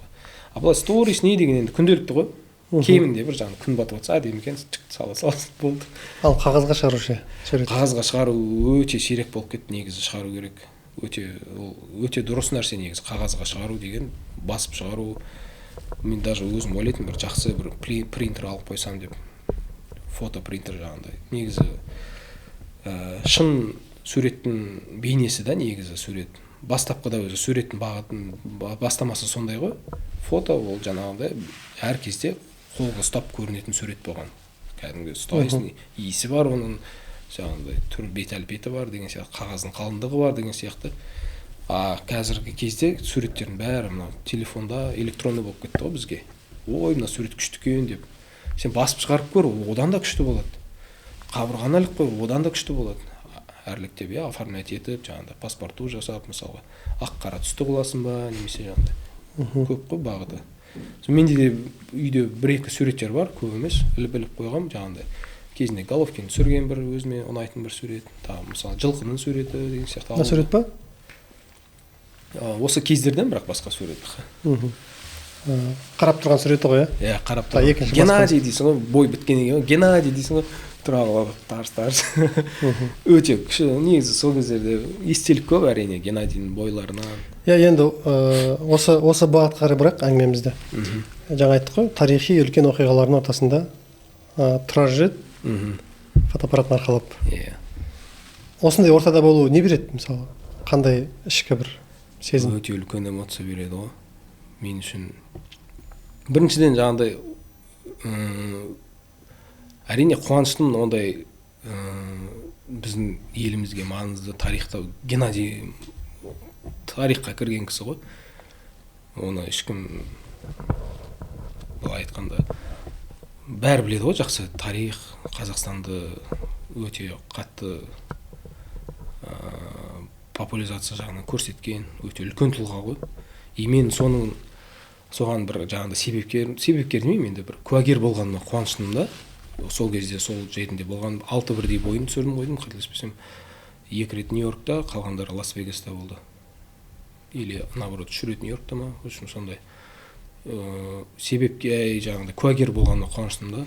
Иә, ол жерде тек қана куәгерлік емес, сол дүниені тарату ғой. Тарату, иә. Мен таңғалдым да, сол жаққа ақпарат таратуға барған кезде журналистпен бірге барамыз ғой. Юлия деген әріптесіміз бар, сонымен бірге баратынбыз сол кезде. Басқа бізден бөлек Қазақстаннан келген ақпараттық агентство немесе телеканал басқа ешкім болмайды да. Білмеймін, аккредитация жағынан шешілмей ма шаруа, немесе жаңағыдай өздеріне қызық емес па. Тек қана біз болатынбыз. Алтауында да, иә? Алтауында да. Иә, Алтауында да болдым. И өзіме сол жаңағыдай қызық болатын,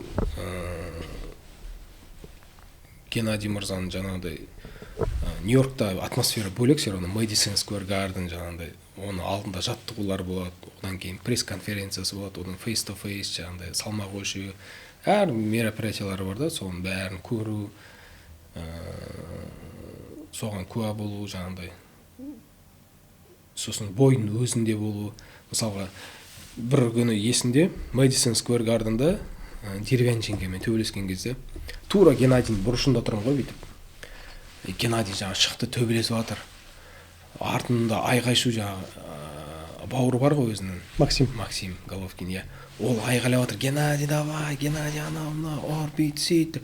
Эмоция деген арттан кетіп жатыр. Мен деген біріншіден жаңағыдай Геннадийдің сәтті ударларын несін өткізіп алмайын деп тырысып жатырмын. Екіншіден жаңағыдай ол үшін қобалжып жатырмын да.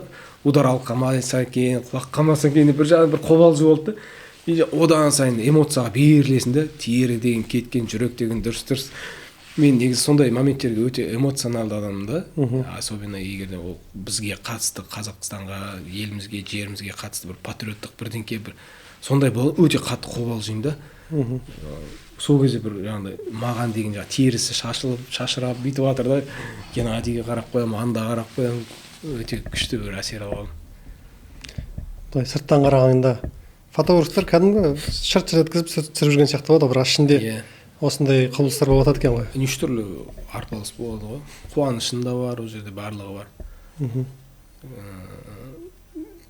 Жаңағындай тоже Геннадийдің бір бойынан Лас-Вегаста Альвареспен төбелескен кезде ол өте үлкен қымбат бой болды да. Сондықтан жаңағындай тура рингтің алдында тұру маған орын болмады да, өйткені қымбат деген мықты агентстволар бәрі алып алған да. Ақша тұрады ғой бәрі тұру қасында рингтің. И бізге сыймаған фотографтарға екінші балконнан бүйтіп орын берді да. Тоже нормально, в принципе, түсіруге болады ол жерден де. И үстінен түсіріп жатырмыз. Бір кезде бірақ Геннадийға жақындағым келді де, не істеймін? Жанында бәрі полиция, security бәрі тұр. Анда өтіп кетсем бола ма екен? И даже бейдждің бәрінде отличие бар да, сенің үстінде тұрғандардың қызыл, ана жанында тұрғандардікі жасыл деген сияқты, иә, мысалға. Сен барсаң ана жерге, сені security көреді, мына жерде тұруға болмайды, кет дейді. Еще американдықтар анда принципиально қадалып қалған. Біздікіндей бәке-сәке өтіп кетейінші деген жоқ қой. Болмайды дей ма? Болмайды, бітті. Немесе шығарып жүреді сені, керек десең. Мен не істеймін, Геннадий бой бітейін деп жатыр. Геннадийдің қасына барып жақыннан түсіргім келеді да, бір кәдімгідей атмосфераны сезінгім келіп тұр. Иә, жарайды, ана бір 100 метр жерде тұрмын, бірақ тағы жақындағым келіп тұр да. Барынша, сосын бір кезде не істеймін, бой бітіп жатыр. Анау security бүйтін жағында біреу волонтер ма біреу келіп қалды ғой, сонымен сөйлесіп қалды да. Қасынан зу өтемді, жылпындап ана трибуналардың екі ортасына сатымен жүгіртсем де, забордан секіріп түсем, бой бітті уже. Анау бүйтіп поезд тағып, Геннадийға нетіп жатыр, жан-жағына қарап бүйтіп жатыр. Рингқа жүгіріп барамын, бейджді жаңағыдай көйлектің арасын тығамын да, енді көзге жалтылдап түсе бермесінші деп. Бейджді тығамын да, бүйтіп Геннадий түсіремін ғой. Жаңағы бүйтіп тұрған жерлері бар, соның бәрі түскен сол кезде ғой, ең алғашқы бойында. Соң жаңағы Геннадий деймін, ол қарайды, мен оны түсіремін, кәдімгі жаңағыдай. Ана жердегі атмосфераны өзіме жаудырып алдым да. Соны түсіріп тұрғам, артынан қарасаң полиция бар ғой, өзі жаңағыдай шериф сияқты формада тұр, шляпада, Лас-Вегастың несі ғой, полиция бар. Бері қарашы дейді, қараймын, бейджіңді көрсетші, түс дейді, ұяларым. Бірақ түсіріп алдым да, уже в принципе кетсем де болады да, окей, sorry деп, енді мақал болып қаласың ғой жерде. Яғни жақсы кадр алу үшін тәртіп бұзу керек болды. Тәртіп бұзу керек болды. Сондай бір рисктарға барасың да кей кезде. Мен жаңағыда көп айтып отырмын ғой, атмосфераны өзіммен через себя өткіземін деймін ғой. Өкінішке орай ма білмеймін, мен жаңағыдай көп сапарларымда сол Түркиядағы зілзалада болдым ғой. Анау жүрекке қатты жақын қабылдаймын ба білмеймін. Көп жерде болып жатқан жағдайды өзімнен өткіземін да. Сострадание дейді ғой. Адамдар не сезініп жатыр, кейде жасалып кетемін. Андай бір қарапайым поверхностына қарай алмаймын да. Анау бүйтіп жатыр екен ғой, мына сөйтіп жатыр екен ғой. Анаған сочувствовать етіп, анау не сезініп тұрған өзімді сезінемін да. Білмеймін, ол маған жаман ба, жақсы ма, денсаулығыма зияны бар ма, жоқ па. Мен мамам көрсе ұрсады ғой қазір осы подкасттан кейін. Ол өте маған ұрсып жүреді да, сен оны қабылдамаш, оны қарамаш. Бірақ осы бір қағида бар екен ғой, фотографтар ана оқиғаға араласпау керек, қатты не қылмау керек деген, иә? Ол даже мен сізге бір суреттің тарихын айтып беретін едім, түпнұсқасын ұмытып тұрмын да, автордың атын ұмытып тұрмын. Анау Африкада ма қоқи құс көріп пе едіңіз сол суретті? Шығып жейін деп тұрған. Бірақ ол көбісі ол кезде сол фотографты нетті ғой, жаңағыдай. Айыптады ғой, сен құтқармадың ол баланы деп. Бірақ жемепті ғой, сол одан кейін ары қарай жалғасы болды ғой тарихын. Ол қоқи құсты қуып жерген, ана баланы аман есен алып қалған деген секілді. Қателеспесем. Вот сол сияқты мен жаңағыдай көп жерде болып жатқанды мен өзімнен қабылдаймын да, эмоцияға берілемін да. Өйткені ол жерде болып жатқан жағдайды түсіну үшін мен өз-өзімнен өткізуім керекпін да. Мен онда оны түсінбеймін, не болып жатқан жерде. Тура сол секілді, мысалы, қарапайым базарда тұрмын, иә. И базарда атмосфера ұнайды маған, иә. Ана жерде адамдар кетіп бара жатыр, мына жерде қызыл-жасыл жеміс-жидектер тұр, көлеңке, күн, әдемі да. Мен оны түсіргім келеді. Бірақ келесі тарс десем, ана жерде біріншіден ол сурет болмайды, екіншіден маған ана жерде тұрған адамдардың бәрі вниманиясы болады да. Сен кімсің, не үшін түсіріп жатсың, анау мынау дейді. Мен біріншіден келем, ештеңке білдіртпеймін, көрсетпеймін. Өзім сол атмосфераға кірім керекпін да, как будто на своем месте. Бір кемінде бір 10-15 минут жүремін хотя бы. Ана кісілердің өзіме деген взглядты үйретем да. Маған кішкене көздерін үйретем, мен оларға қараймын, кішкене жан-жағыма қараймын. Ана жерден адам шығады екен, осынша уақытта мына жерге дейін жетеді екен деген сияқты. Біраз кішкене өзімді сол жерге үйретіп алдым да. Одан кейін бастап камераны алып шығамын да. Одан кейін бастап түсіре бастаймын. Кішкене сол жерге бейімделу керек та, кішкене сіңіп алу керек та, содан кейін бар. Келесі түсірген ол уже кішкене басқаша болады да. Анау Себастьян Лис деген фотограф бар. Мен 16-шы жылы Нур Имиджес деген үлкен агентствоның конкурсынан өтіп, соған сабағына барғам, шетелдік фотографтардың. Сол кезде сол Себастьян Лис өзінің тарихын айтып берген репортажын. Ол кісі жаңағы Венесуэладағы ма, қателеспесем, Венесуэлада түрме. Қаланың ішіндегі түрме өзі бір жеке мемлекет. Ол түрменің ішінде кәдімгі бала, шаға да бар, наркотик та бар, оружие да бар, жаңағыдай бәрі дүние бар, магазин, базар, бәрі бар. Олар жаңағы уже жан-жағындағы мемлекеттік орган, полиция ішіндегіні сыртты іштегіден емес, наоборот, іштегіні сырттан қорғап тұр да. Өйткені ішіндегілер сыртқа шыққысы келмейді да. Сыртқа шықса басқа нелер бар, жаулар бар, бір-бірімен қақтығысады, қырылысады, соғысады, наркотрафик, анау деген сияқты дүние ғой. Сол жаңағы жалпы айтайын деген, жаңағы фотограф Себастьян Лис сол түрмені көрсету үшін өзі бірінші барған, сол жерде 2-3 ай болған. 2-3 ай ма, қателеспесем, қазір ұмытып қалдым уже. Аз емес, біраз уақыт болған. Фотоаппаратсыз бірінші. Өз-өзін үйреткен, сен бірінші фотоаппараттың келесін бастылады ғой, басын кеспейді. Келеді, танысады, үйренеді, сол жерге жергілікті адам болады, жаймен фотоаппаратын алып шығады. Бастайды одан кейін, ана жердегі бүкіл жаңағындай кетеді ғой бәрі, плюс 18-ның бар, жаңағындай базары бар, оружие бар, наркотик, бәрін түсіреді ғой, черно-белый снимктар, общий фото түсіреді, семья, бала-шаға, в общем не жоқ дейсің бәрі. Сол да айтқым келген жаңағыдай сен бір қызық дүниені проектті түсіргің келсе, әрине менің жұмысыма байланысты кішкене форматыма келмейді да. Мен мысалы бір жерге барып түсіремін десем, айтпайды ғой, сен неге ол жерде бір ай жатасың деп. Жұмыс қайда дейді ғой. Маған бару керек, түсіру керек, қайту керек болды. Тезірек бейімделу керек. Иә, тезірек бейімделу керек. И маған кішкене ол, мен өзімде де кейбір жұмыстарымды сол үшін келісе алмаймын да. Көбісі ұнамайды. Өйткені енді солай формат сондай, не істейсің енді түсіріп бересің, солай болды. А өзім жаңағындай негізі документалдық фотография өзіме жақын да, документалдық фотография. Бірақ ол мен жұмысым форматына қатты келе қоймайды да. Менікі репортаж больше. Енді мына Геннадий Головкинмен жаңа 6 жекпе-жегіне бардым деп жатсың ғой. Сұхбаттан да көргем, ол кісі мына Геннадий не қылмайды деп, бір шекараларды сақтайды деп. Иә. Жеке қарым-қатынастар бар ма? Жеке қарым-қатынас сондай былай жоқ, бірақ Геннадий қалайсың деген ондай жоқ бізде. Звондауды, номерін да білмеймін. Мені білетінін білем, тұрар екенімді. Бірақ жаңағыдай айтып отырмын ғой. 6 бірдей бойын түсірдім ба? Осы соңғы бойына дейін білмеймін, білген шығармын. Енді бойы болмайтын, мүмкін бола ма, кім біледі. Сол уақытқа дейін бірде-бір суретке түспеппін ғой Геннадиймен. Мүмкіндік болған шығар, білмеймін, бірақ сондай қатты құштарлықта болған жоқ. Мен ұнатпаймын анда, ой, Геннадий, келші суретке түсейікші. Соңғысында түстім, әрине. Не сурет бұл? Жоқ, бұл Астанаға келгенде сұхбат қой. Сұхбатта болғанбыз.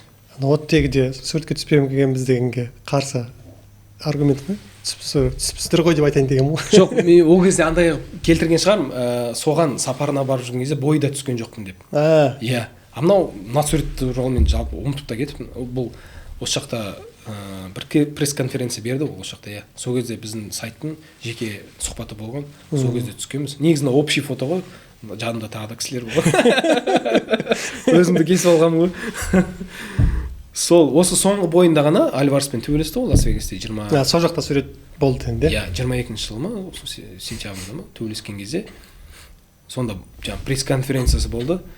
И Геннадий уже қайтып бара жатыр да, жаңа пресс-конференция бітіп, сон бір как-будто бір сезінген сияқтымын да. Қазір осы Геннадиймен суретке түспесем, енді бойы болмайтын сияқты. Мынау аренада бір хотя бір сурет алып қалуым керекпін деген сияқты бір ой болды. И Геннадий келе жатыр, Геннадий дедім да. Ол кісі Гена деген ұнатпайды да негізі андай бір. Геннадий деп сөйлеу керек, ол кісіге қатты қаламайды негізі білгенімше. Геннадий дедім, ол кісі келді да андай. Можно с вами фото? Мен танып қалды, жаңағы қасыма келді, бір селфи түстік, болды, бітті. Бұл жерде басқа тұрған ештеме, сол жерде қалды, сол сурет болды. Селфи. Бұлай фотоаппаратты басқа біреуге бересің ба? Түсіріп жіберші деп, негізі? Жоқ, мен үшін жаңағыдай айтып отырмын ғой, ол міндетті түрде камераға түсу емес, жаңағыдай. Главное, сурет бар ма? Бар. Ол жаңағыдай кішкене пересвеченный бола ма, чуть-чуть нечеткий бола ма, или шумный бола ма. Маңызды емес та. Сурет бар ма? Мен көрініп тұр ма, ол көрініп тұр ма? Болды. Бірақ ол әлеуметтік желіге шықпаған сияқты ол сурет, иә? Жоқ, шыққан. Шыққан, иә? Шыққан. Мен байқамағанмын онда. Көрсетейін. Шыққан ол сурет. Сондай болған. Осы жекпе-жектердің дайындығында қалай болады? Мысалы, жаңа айтқан сияқты атмосфераға үйрену, ертерек барып па, жаңағы неге медицинскойға ертерек барып атмосфераға үйрену деген сияқты ма? Бірақ енді фоторепортажда бірінші сыртта жаңағы жанкүйерлерді жүру деген сияқты нәрсе бар ғой, иә? Өзі жаңағыдай бойдың болатын ортасынан бөлек жан-жағында тағы да атмосфера болады да. Оған келіп жатқан жанкүйерлер бар, оған сатып жатқан мерчтар бар, жаңа далада. Тулар бар. Иә, мен бір не бар да, мен таң қалғанмын ғой, мә деп, Қазақстан ту қайдан жүр деген сияқты. Енді атауы маркетинг местный ғой, андай даланың рыногы ғой, даланың базары. Қара нәсілді қыз жаңағыдай шашып бера, Қазақстан туын сатып тұрға бүйтші. Сол сурет бар менде. Қазақстан туын сатып тұр ғой, төңкеріп ұстап алған ғой.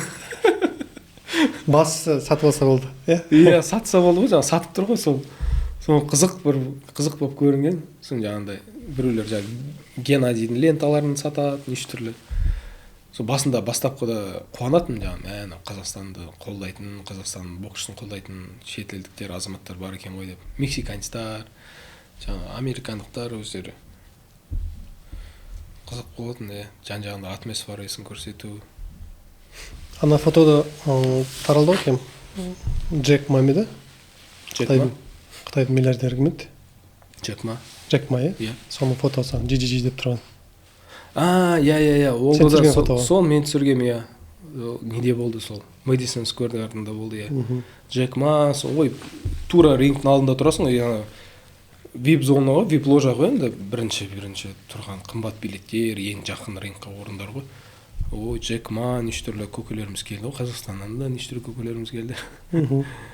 Ақша бар кісілер келді ғой, көрдік қой. Мен енді олардан жақын тұрдым ғой десең. Атмосфера, иә? Атмосфера күшті. Мен оқуым болған кезде магистратурада мындай бір эксперимент болған. Эксперимент емес, көшпелі сабақ болған.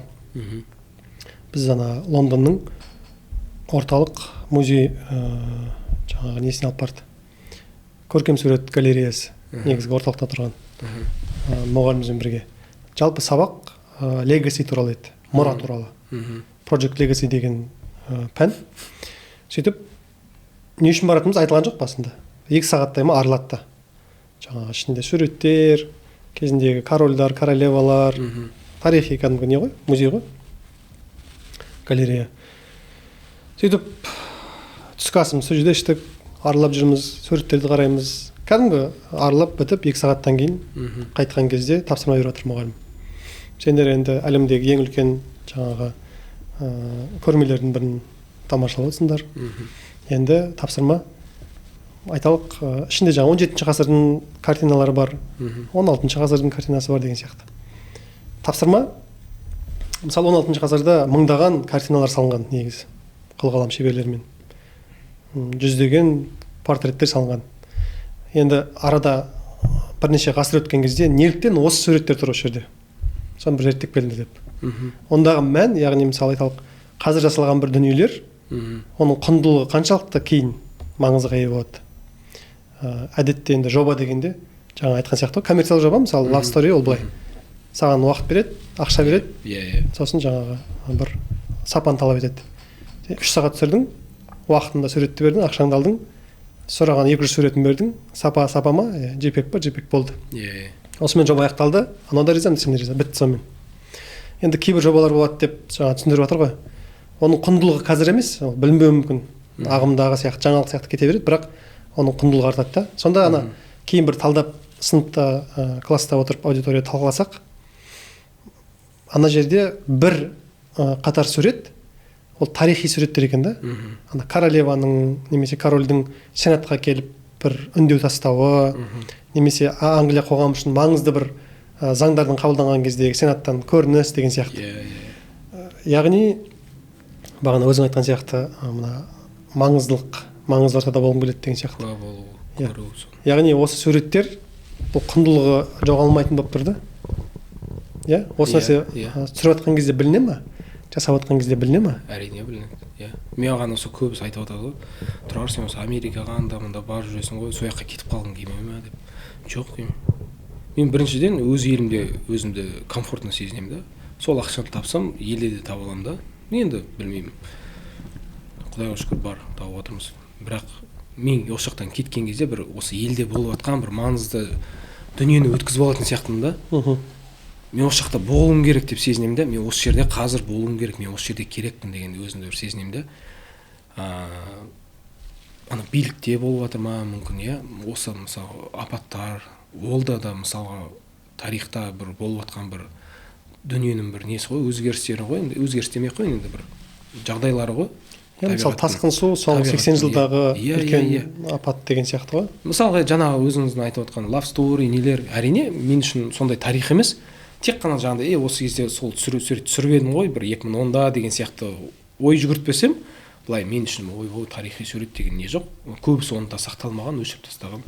Ең бастысы жаңағы өздерінде қалды ма сурет, қалды жарайды. Бірақ ол сол әулет үшін тарих қой, бәрібір қалай дегенде. Ол әулет үшін әрине тарих. Арасында үзінділер қалды, неге десең жаңағы социальный сеттер бар, ол жерде де қалды, бәрібір де қалды. Арасында мен үшін жақын, арасында менің достарым ғой деген суреттер қалды әрине. Кейбірлері өшіп кеткен шығар мүмкін. Кейбірлерін байқаусыздан өшіріп алдым кезінде. Адамның талабы да, ойы да жыл сайын өзгереді ғой. мысалға мен ешқашан ойламадым, мысалы мен осындай фотожурналистикаға кіріп кетемін, осындай тармақты таңдаймын, осындай именно сол салы именно солай түсіреді екенмін, именно осылай өңдейді екенмін, осылай сурет жеткізеді екенмін деп ешқашан ойламадым. Адамның талабы әр уақыт сайын, жыл сайын уақыттың талабына сай өзгереді екен да, негізінде байқап отқаным. Сол сияқты мен үшін өте маңызды жалпы елде, әлемде болып жатқан жағдайлар. Әр кезде сол жағдайда бір куә болғым келеді. Мен сонда жерде болуым керек, мен соны түсіруім керек дегендей. Мен осыны, яғни былайша айтқан кезде бір қосымша жауапкершілік алу ғой. Иә. Ақша табаным емес, немесе табыс. Ол міндетті түрде бар ғой, ол компанияны ешкім жоққа шығармайды. Отбасын асырау керек, өмір сүру керек деген. Бірақ бір қосымша жүк. Иә, қосымша миссия алсаң, сол миссия сені бүйтіп алға қарай жетелейтін сияқты да. Жаңағы алғашында мынандай жерде айналысып жүрсең, жаңағы фотографияның лав сториде түсіресің, табиғатта түсіресің, басқасына түсіресің, кейін былай келіп бір нүктеге былайша айтқан кезде бір фокусқа жиналып тұр ғой, мысалда. Мен анау сол баяғыда Назарбаевпен сапарларда жүрдім, Қасым-Жомарт Тоқаевпен де кейін кезде сапарларда жүрдім. Сол суреттерге көз жүгіртемін да, осы жерде осындай кезеңдер болған. Мысалы қазірдің өзінде сол Назарбаевтың 91-де, 90 жылдардың басында, мысалы теңгенің шыққан кезі, елтаңбаның шыққан кезі суреттерге көз жүгіртіп жатыр ғой адамдар, жүгіртпейді емес, жүгіртеді ғой. Сол секілді ғой, қазірде де болып жатқан жағдайды ертең 30-40 жылдан қарамайды емес пе? Қарайды. Бәрібір көз жүгіртеді, ол кешегі болған тарих. Мен айтамын ғой, қазір түсірген суретің ертеңгі тарих. Бір айтатын. Сол қазір сен не түсірдің, ол ертең тарих болуы мүмкін да. Madison Square, Triple G деген енді болмайды ғой, ол. Тура осы форматта болмайды, ол. Әрине. Былайша айтқан кезде тарихқа айналды. Кейін 20, 30, 40, 100 жылдан кейін мысалы ол кәдімгі үлкен оқиға. Ана біз Әміре Қашаубаев Парижден өтті деп айтамыз ғой. Тура сол. Ол Triple G мүмкін 100 жылда бір келе ме өмірге, кім біледі оны. Ол тек қана Қазақстанға ғана даңқы тараған тұлға емес, бүкіл әлемге, бокс әлемде танымал болған тұлға мысалға. Сосын жаңағы айтып кетейін деген себебім, сөзім жалғасы, президенттердің әр несін түсіріп жүрдім ғой, бірақ өкінішке орай кейін кезде президентпен жаңағындай Ақордамен іс-сапарлар өте шектеліп кетті да. Бұрын немесе ол кісілер жаңағындай жиі шақырып, анандай іс-шара болып отыр, мынандай іс-шара болып отыр деген сияқты жиі шақыратын. Қазір өкінішке орай ол кісілерде ондай форматтан алшақтап кетті да. Өздері түсіреді, өздері шығарады болды. Біздің телеграм бар, сол телеграмнан аласың, бүкіл ақпараттықтарды сөйтіп алады да. Анда-санда бір ақ үйге шақырады, кішігірім бір, мен үшін бір үлкен іс-шара емес әрине. Одан да күшті дүниелер жасауға болады ғой, бірақ өкінішке орай ол кісілер шектеліп қалды да, сонымен болды. Бұрынғыдай емес жұмыстары. Өкінішке орай. Осы жерде бір сәл кейін кешегін жаңа 15 мың теңге ақшаға түскен бірінші түсірілім бар ғой, тойдан. Сол кезде ана суреттер жоғалтып аламын ба деген қорқыныш болды ғой. Енді сонымен Геннадий Головкиннің жекпе-жегін түсіріп отқан кездегі сезім айырмашылығы бар ма? Осын жоғалтып алуы мүмкін деген нәрсе тұра ма?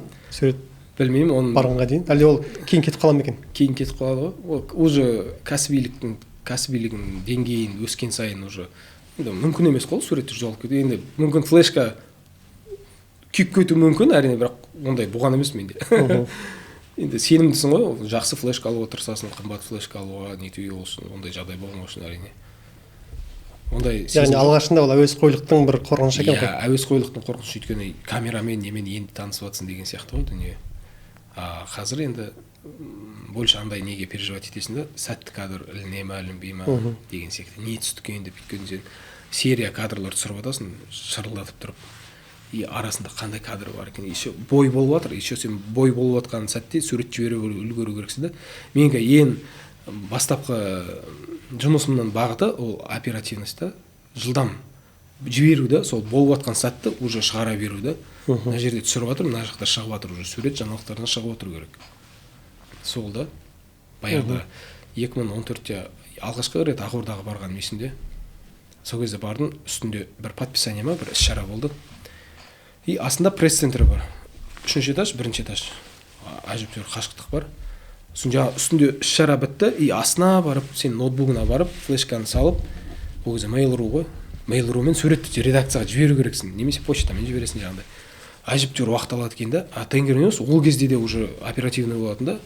Ойлайтын, мынаны қалай одан да тез жылдам қылса болады екен деп ойлайтын да. Менің қасымдағы әріптестер вообще олар кейбіреулері мен сияқты жіберді, кейбіреулері вообще редакцияға барып жіберетін да. Сосын ойладым, мынаны қалай тездетсе болады екен деп одан да.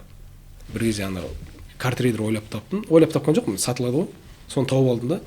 Флешканы картридерге саласың, картридерді телефонға қыстырасың да. И сразу прям телефонның өзінде, айфонда жаңағыдай суреттерін шығады да флешкадағы. Көшіріп аласың да, іс-шара болып жатқан жерден сразу жібересің да. Соң ауырдағылар айтады, тұрарда уже шығып қойыпты дейді ғой сурет. Баяғыда сосын кейін жаңағы шетелдерге іс-шараларға шығасың ғой. Ол яғни Ақорданың парақшасынан бұрын шығып қойды ғой, иә? Иә, бұрын шығып қояды. Сосын ол кезде Назарбаевтың уақыты ғой, жаңағы сыртқы шетелдерге іс-шараларға шығасың ғой. Жаңағыдай іс-шара болып отыр, мына жерде бір гүл жоғын қойды да, әрі қарай басқа объектке кетті ғой. Жүгіріп жүрсің кортежбен бүйтіп, әрі-бері шұбырлап. Сол газельде кетіп баратып уже бүйтіп, жаңағы кортежде кетіп барып сурет жіберіп қоясың ғой. Пресс-службада тұрар, подожди, не отправляй. Бірінші біз жіберіп алайықшы дейді, пожалуйста. Сол сияқты ғой жаңағыдай. Сөйтіп бейімделіп алғансың ғой, алғашқысында суретті жылдам жіберу.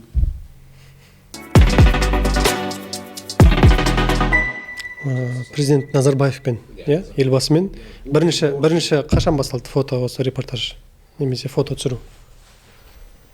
Менің сол қатты нақты үлкен былай айтқанда есімде қалғаны сол жаңағындай Корея елі мен Жапон еліне барған ойымда сақталып қалған жақсы.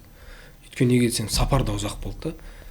Қазіргі президентіміз мысалы бір жерге барса байқайсыз ба, ол кісі барады келеді, ешқай жерде қонбайды да ғой. Мысалға білмеймін, жақсы ма жаман ба, барады да қайтады. Ана кісі барса ол жерде бір апталап жатып алатын ғой. Кореяда бір 3-4 күн болдық. Кореядан шықтық та Жапонияда 3-4 күн болдық. Еще өзінің бортымен ұшып бардық. Ертерек емес, иә? Әдетте ана бір передовой дейді ғой, алдымен барып. Ондай командаларда болады. Өзінің жаңағы ТРК командасы бар ғой, олар барып ертерек барып кадр жинайды. Көшесін, адамдарды, жалауларды, культураны, бейішіні, ананы әртүрлі материал жинайды. Егер ертең фильм шығарған кезде арасына қосатындай қылып та, сондай материал жинайды. И қайтқанда да олар кеш қайтады да көбіне. Менде де әртүрлі жағдайлар болып жүрді. Кейде бөлек рейспен өзім бір күн ерте барып жүрдім, кейде сол кісімен бірге ұшып жүрдім. Сол кісімен бірге ұшқан қызығырақ та, жаңағы ұшақта көріп қаласың жүрген, ұшақтан түсіп баратқан әр эмоция, моменттерін ұстайсың ғой. Ұшақтан түсіп жатқан, қол алысып жатқан, кездесіп жатқан, гүл шоғын беріп жатқан әр момент, әрбір кішкентай бір тарихта, сол сапарлар, каждый қарап отырсам, сол өзінен өткізесің да, есіне түсіп, сол моменттер. Қызық. Президент Назарбаев таниды ма сізді? Білмеймін. Головшин таниды деген сияқты. Таниды, ол кісі енді оқиды ғой, тоже. Газеттен бөлек мен ойлаймын. Енді қазір білмеймін, ол кездерде оқыды ғой. По-любому, жаңағы сайттарды, нелерді. Көзі бар ғой, көретін шығар, Тұрар Қазанғапов деп жатыр. Ол кісінің көзі өткір болатын ғой, жалпы. Фотоларды қарап отырсам, кадрға қарап қалған сәттері. Жалпы адамның көзі кадрға ұстаған кезде менде бір сирийский переговоры болып жүрді ғой, бір жылдар бізде Сирияда қатты нелер болып жүрген кезде, соғыс. Сонда бізде сирийский переговоры болып жүретін. Сол кезде боевиктер келді ғой, кәдімгідей. Только дипломатический киініп алған, негізі айтады да маған жаңағындай дипломаттың адамдары. Мыналар кәдімгідей передовойда жүрген боевиктер дейді да. Соның группировканың басшылығы дейді да. Мен кәдімгідей ана Датова ананың сөзін қатты қабылдап қалған ғой, действительно. Шынымен солай екен. Мен Датова қабылдағанда анау боевик главныйын андып жүрмін ғой мен ше. И бір кадр бар менде. Бәрі жағында жанымен, артымен, желкесімен тұрды. И анау именно маған қарайды ғой бүйтше. Тура сол ортасында тұрды. Сол кадрды көрсем, сол кісі именно маған қарайды да. Сол маған сурет әсерлі болды да. Сондай кейбір кісілердің взглядтарын ұстап қаламын да. Білмеймін, бір әсерлі болып көрінеді маған. Білмеймін, түсіреміз ертең бұл суреттеріміз. Тарихқа кіре ма, бір жерде шіріп қала ма, білмейсің ғой. бірақ енді бірінші мемлекеттің бірінші басшысымен болған суреттер ол енді қалай болғанда да иә қалады ғой. Ол кезде болды ма басқа журналистер Кореяда, Жапонияда сапарда? болып жүрді, иә. Фототілшілер. Фототілші көп алмайтын, өзінің жеке фотографтары болады. Сосын жаңағы мен енді жеке фотографтар көбінде анандай протокол суреттер түсіреді ғой, қатты бір шығармашылыққа, бір креативке қатты бір. Иә. Болып жүрді бір-екі әріптестеріміз. Көп кісі алмайтын, бірақ көбіне журналистерді алатын, жаңағындай тілшілерді. Неше рет сапар болды? Тура айта алмайтын шығармын қазір. Сыртқа ма? Жалпы Қазақстан ішінде. Қазақстан ішімен бірге. 10-нан астам болды ғой точно. Сондай көп деп айта алмаймын сапарлар. Болып тұрды, біраз болды. Жапониядағы сапар деген ана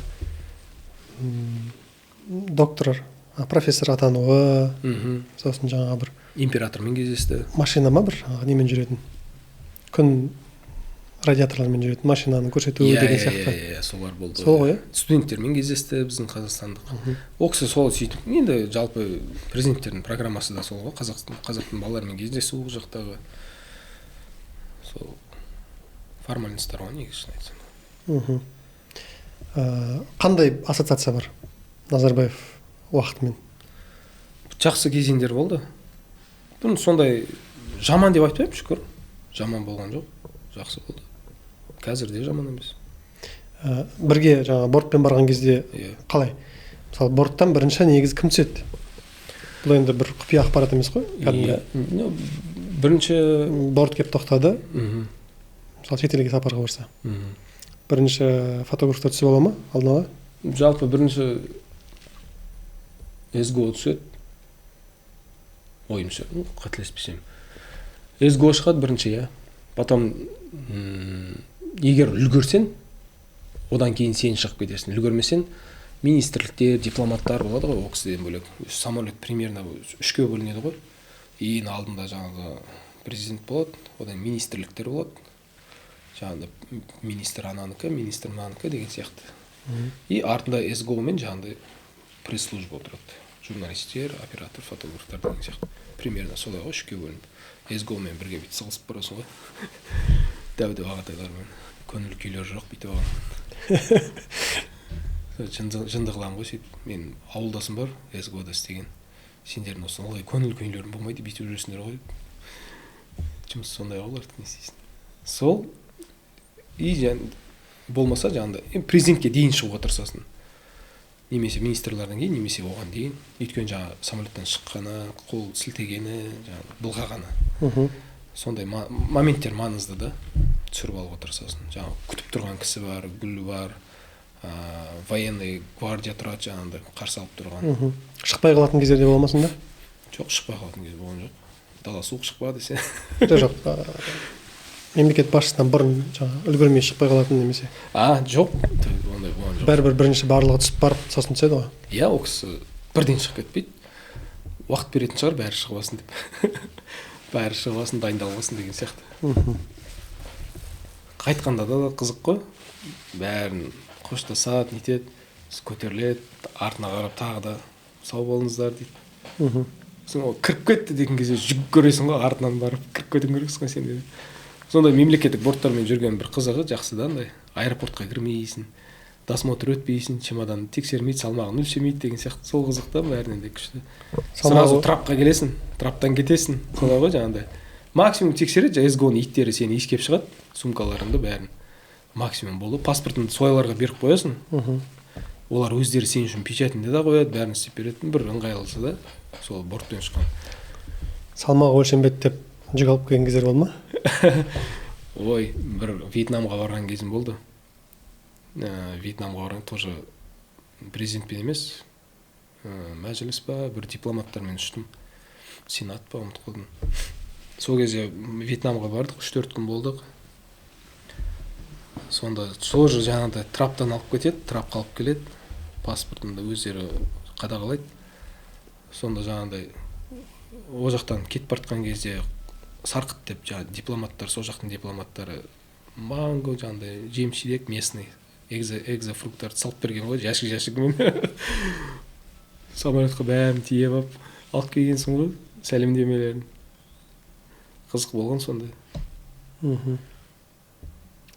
Осындай ресми сапар кезінде бәр протокол бойынша, қалаға аралап кету деген жоқ қой ондай? Жоқ, арасында демалыстар болады ғой, мысалы.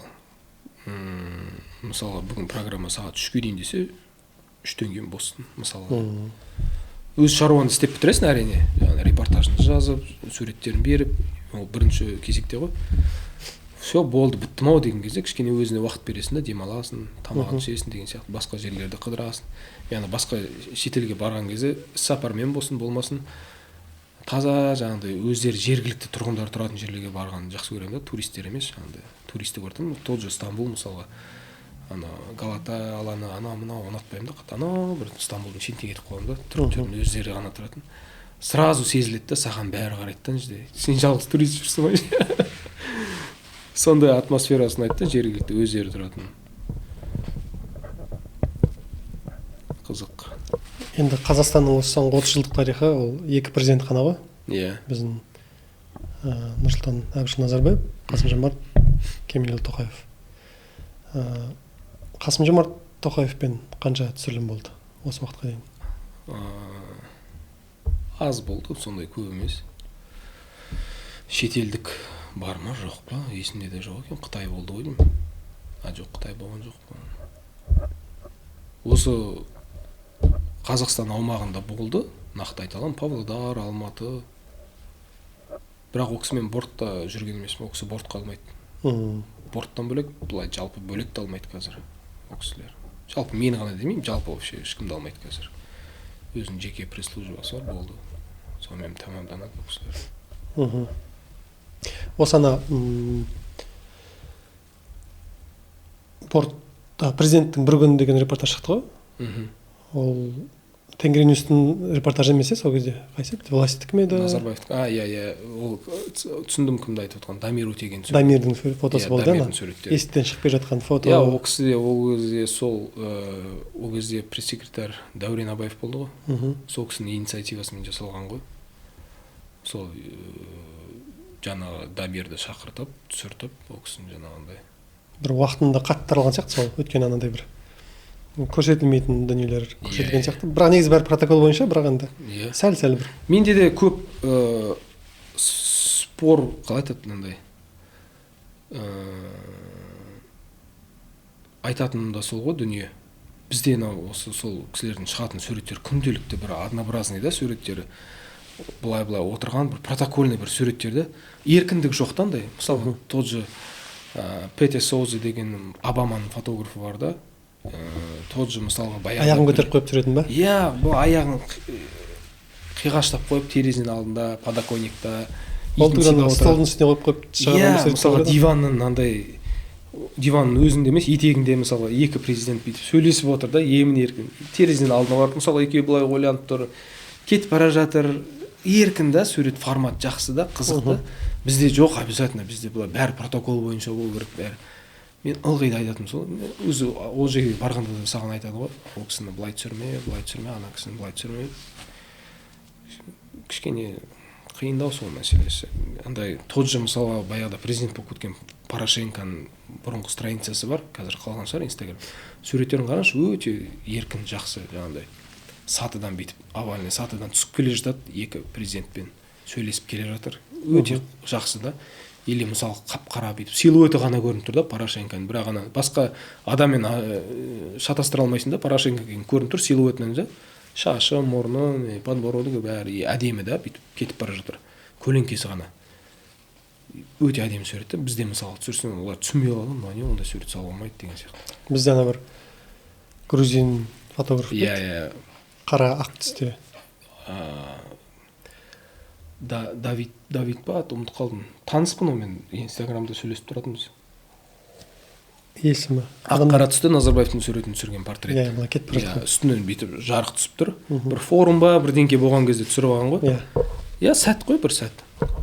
Кейбіреулер болады, мүмкін менде де түсірген шығармын деген сияқты да, ондай. Иә, мүмкін менде де түсірген шығармын. Бірақ именно сол суретті ол көру, ол суретті жеткізе білу керек та, біріншіден. Иә. иә мүмкін сен оны түсірдің, бірақ көбісі оны жеткізе алмайды да, ол суреттің маңыздығын білмеуі де мүмкін. Иә, сәтті түсірді, и ол сәтті сол уақытында сол сәтте жеткізе білді да. Егер мүмкін ол қазір шығарса, немесе бір определенный бір уақыттан кейін шығарса, мүмкін ондай қатты жаңағыдай популяция болмауы мүмкін да. Ол тура сол кезінде, сол сәтте жақсы түсіріп, жақсы шығарды да. Андай суретте кейбір маңызды дүние бар да, андай ең сәтті сурет сол жерде болу, сол жерде, сол уақытта болу, или және сол уақытпен сол жерде болу деген жалпы сондай не бар да, сөз бар да. Сәтті суреттің бір несі. Нужно быть в нужном месте в нужное время деген сияқты орысша. Кейбір мен сөздерімді орысша жеткіземін да. Тұрар Қазанғапов дегенде негізі қазақ тілінде сөйлейтін адам елестемейді. Бұрын мен де сөйтіп ойлайтын. Ол жаңағы Тенгриньюске байланысты ма әлде ол? Иә, мүмкін, иә. Көбісі сөйтіп ойлайды. Орыс көбінесе несі бағыты орысша ғой біздің редакцияның. Маған да ойлайды. Тұрар тек қана орысша сөйлейтін шығар, қазақша білмейтін шығар деп. Жоқ, ауылда өскен, қазақ мектебінде қарапайым қазақпыз ғой. Просто жаңағыдай көрдіңіз ба, қазір сөйлесіп жатқан кезде просто еще деп жаңағыдай орысша сөздер. Енді ол қарағандының кішкене себебі де бар, ол Қарағандыда өскеннен кейін шығар оны. Енді оңтүстік емес, не емес, оның да себебі бар да, жаңағыдай кішкене орысша сөйледік, қазақша оқысақ та орта бәрібір сезіледі ғой. Жаңағы саяси тұлғалар бар. Сырттың, шетелдің қандай тұлғалары фотокамераға ілікті? Көп адамдар ілікті ғой.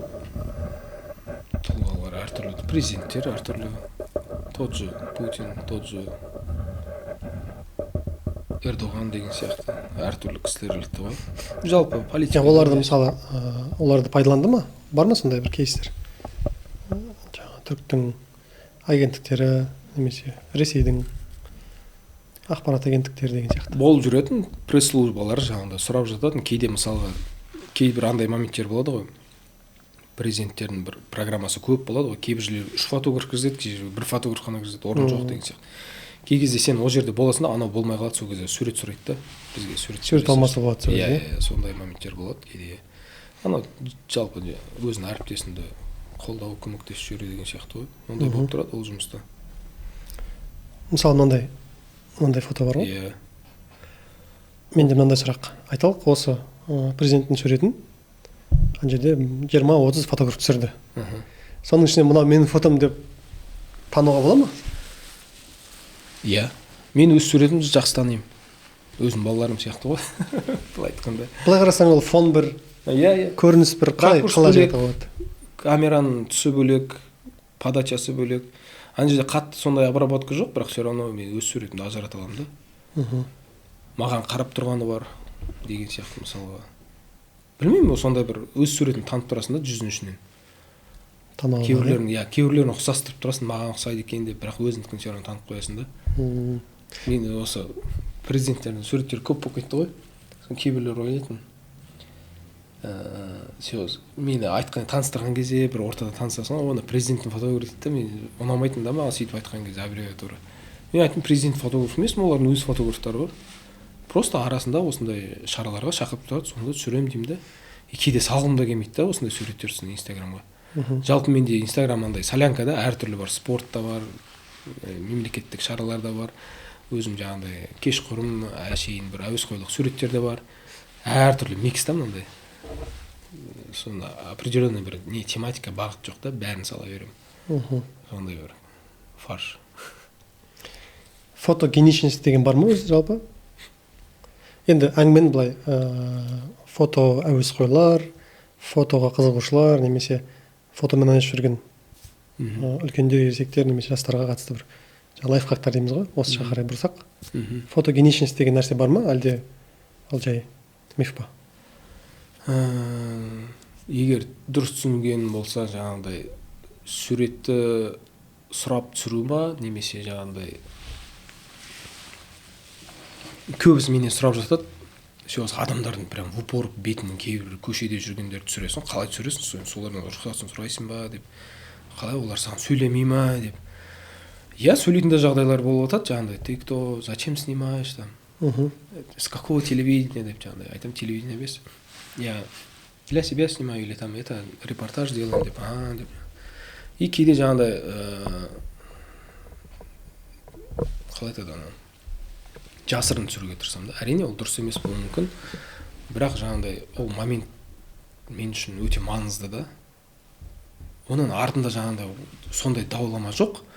Ол суреттерін ол көрсе жаңағыдай, ой, масқара, қиын жағдай болды екен, ол артынан шағымдану керек деген ондай жағдай емес. Прям егер түсірмеу керек болса, түсірмеймін да мен, на принцип егерде.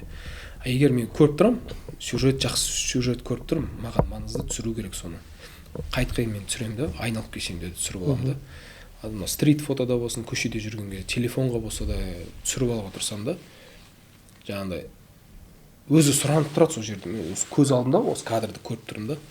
Мынау жарық әдемі үйлесіп тұр, көлеңке, бәрі әдемі үйлесіп тұр да. Мен түсіру керек, маңызды болып тұр да.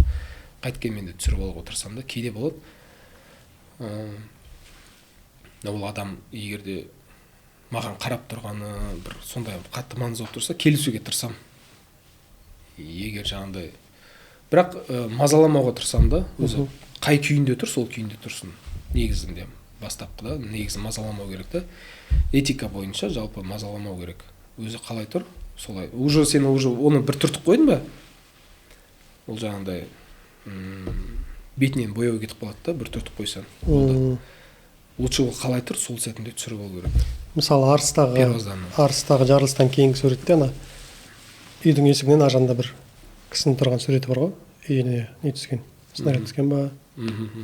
Сол фотода мысалы рұқсат бар, олар өздері айтқан ғой, репортаждың форматында олар кәдімгі түсуге келіскен, сондай. Кейде болады, кейде болады, айтам, сіз ана жерге тұрыңызшы деп, или ана жерден өтіңіз деп. Кейде болады постанова ондай, айтасың солай. Кейде болады өзімен өзі жүреді, мазаламауға тырысасың да.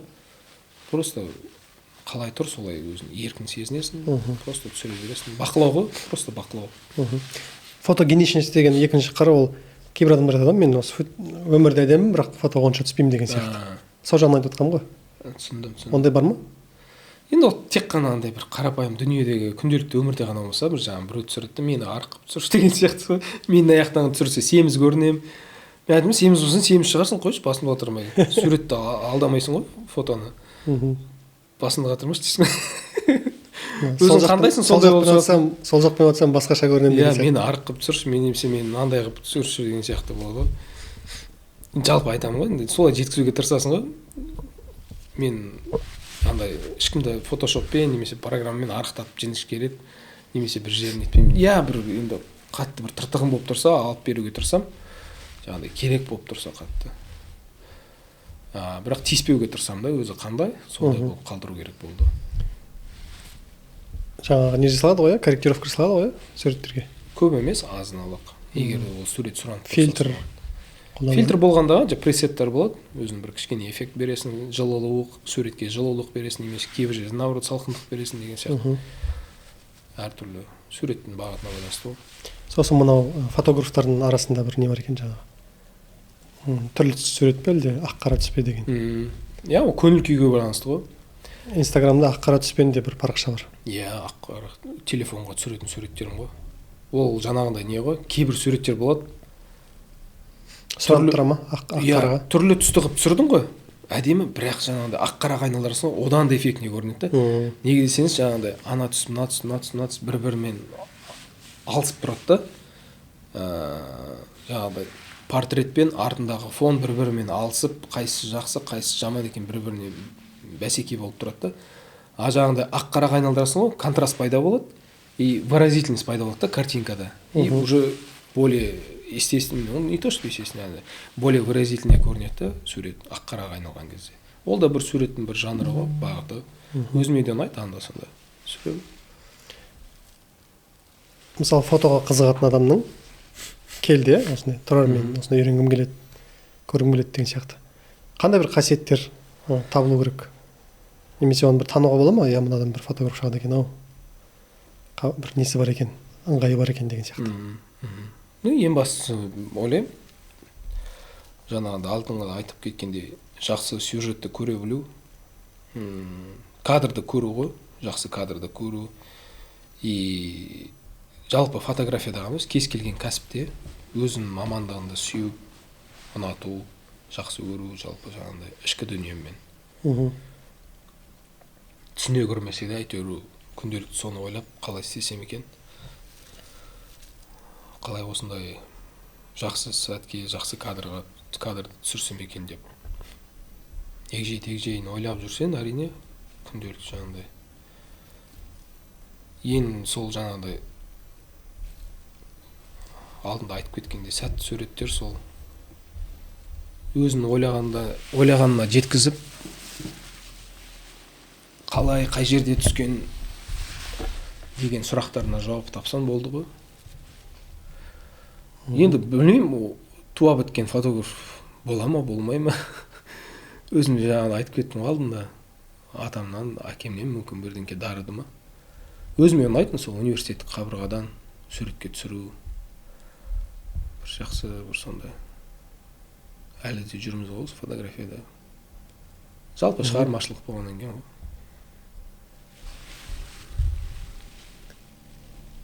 Мына кісі ғой, әкеңіз, Әкем осы кісі, Осы мына сурет Алматы емес, Қарағандыда магазинге барып, дүкеннен коника ма, кодек па, фотоаппарат пленочный сатып алған ғой.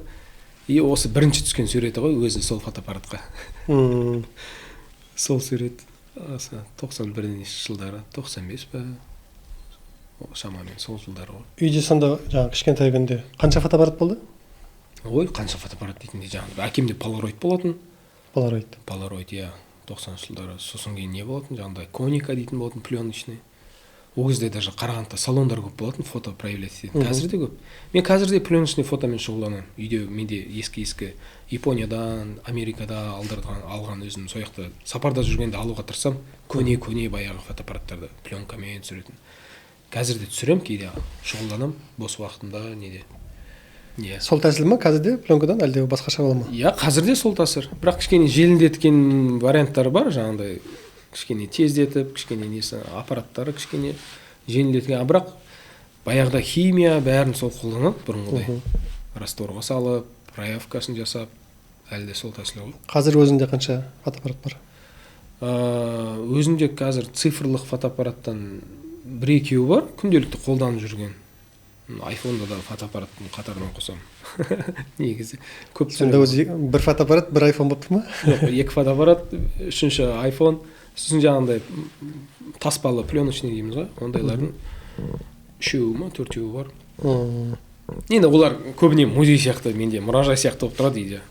Бұрышта жиналып, кітаптармен бірге жаңағындай.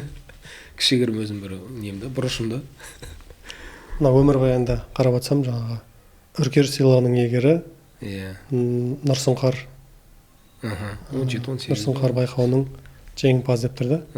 Осы қатарда Тұрар Қазанғаповтың қасына тағы қандай атақтар тұрса жарасады?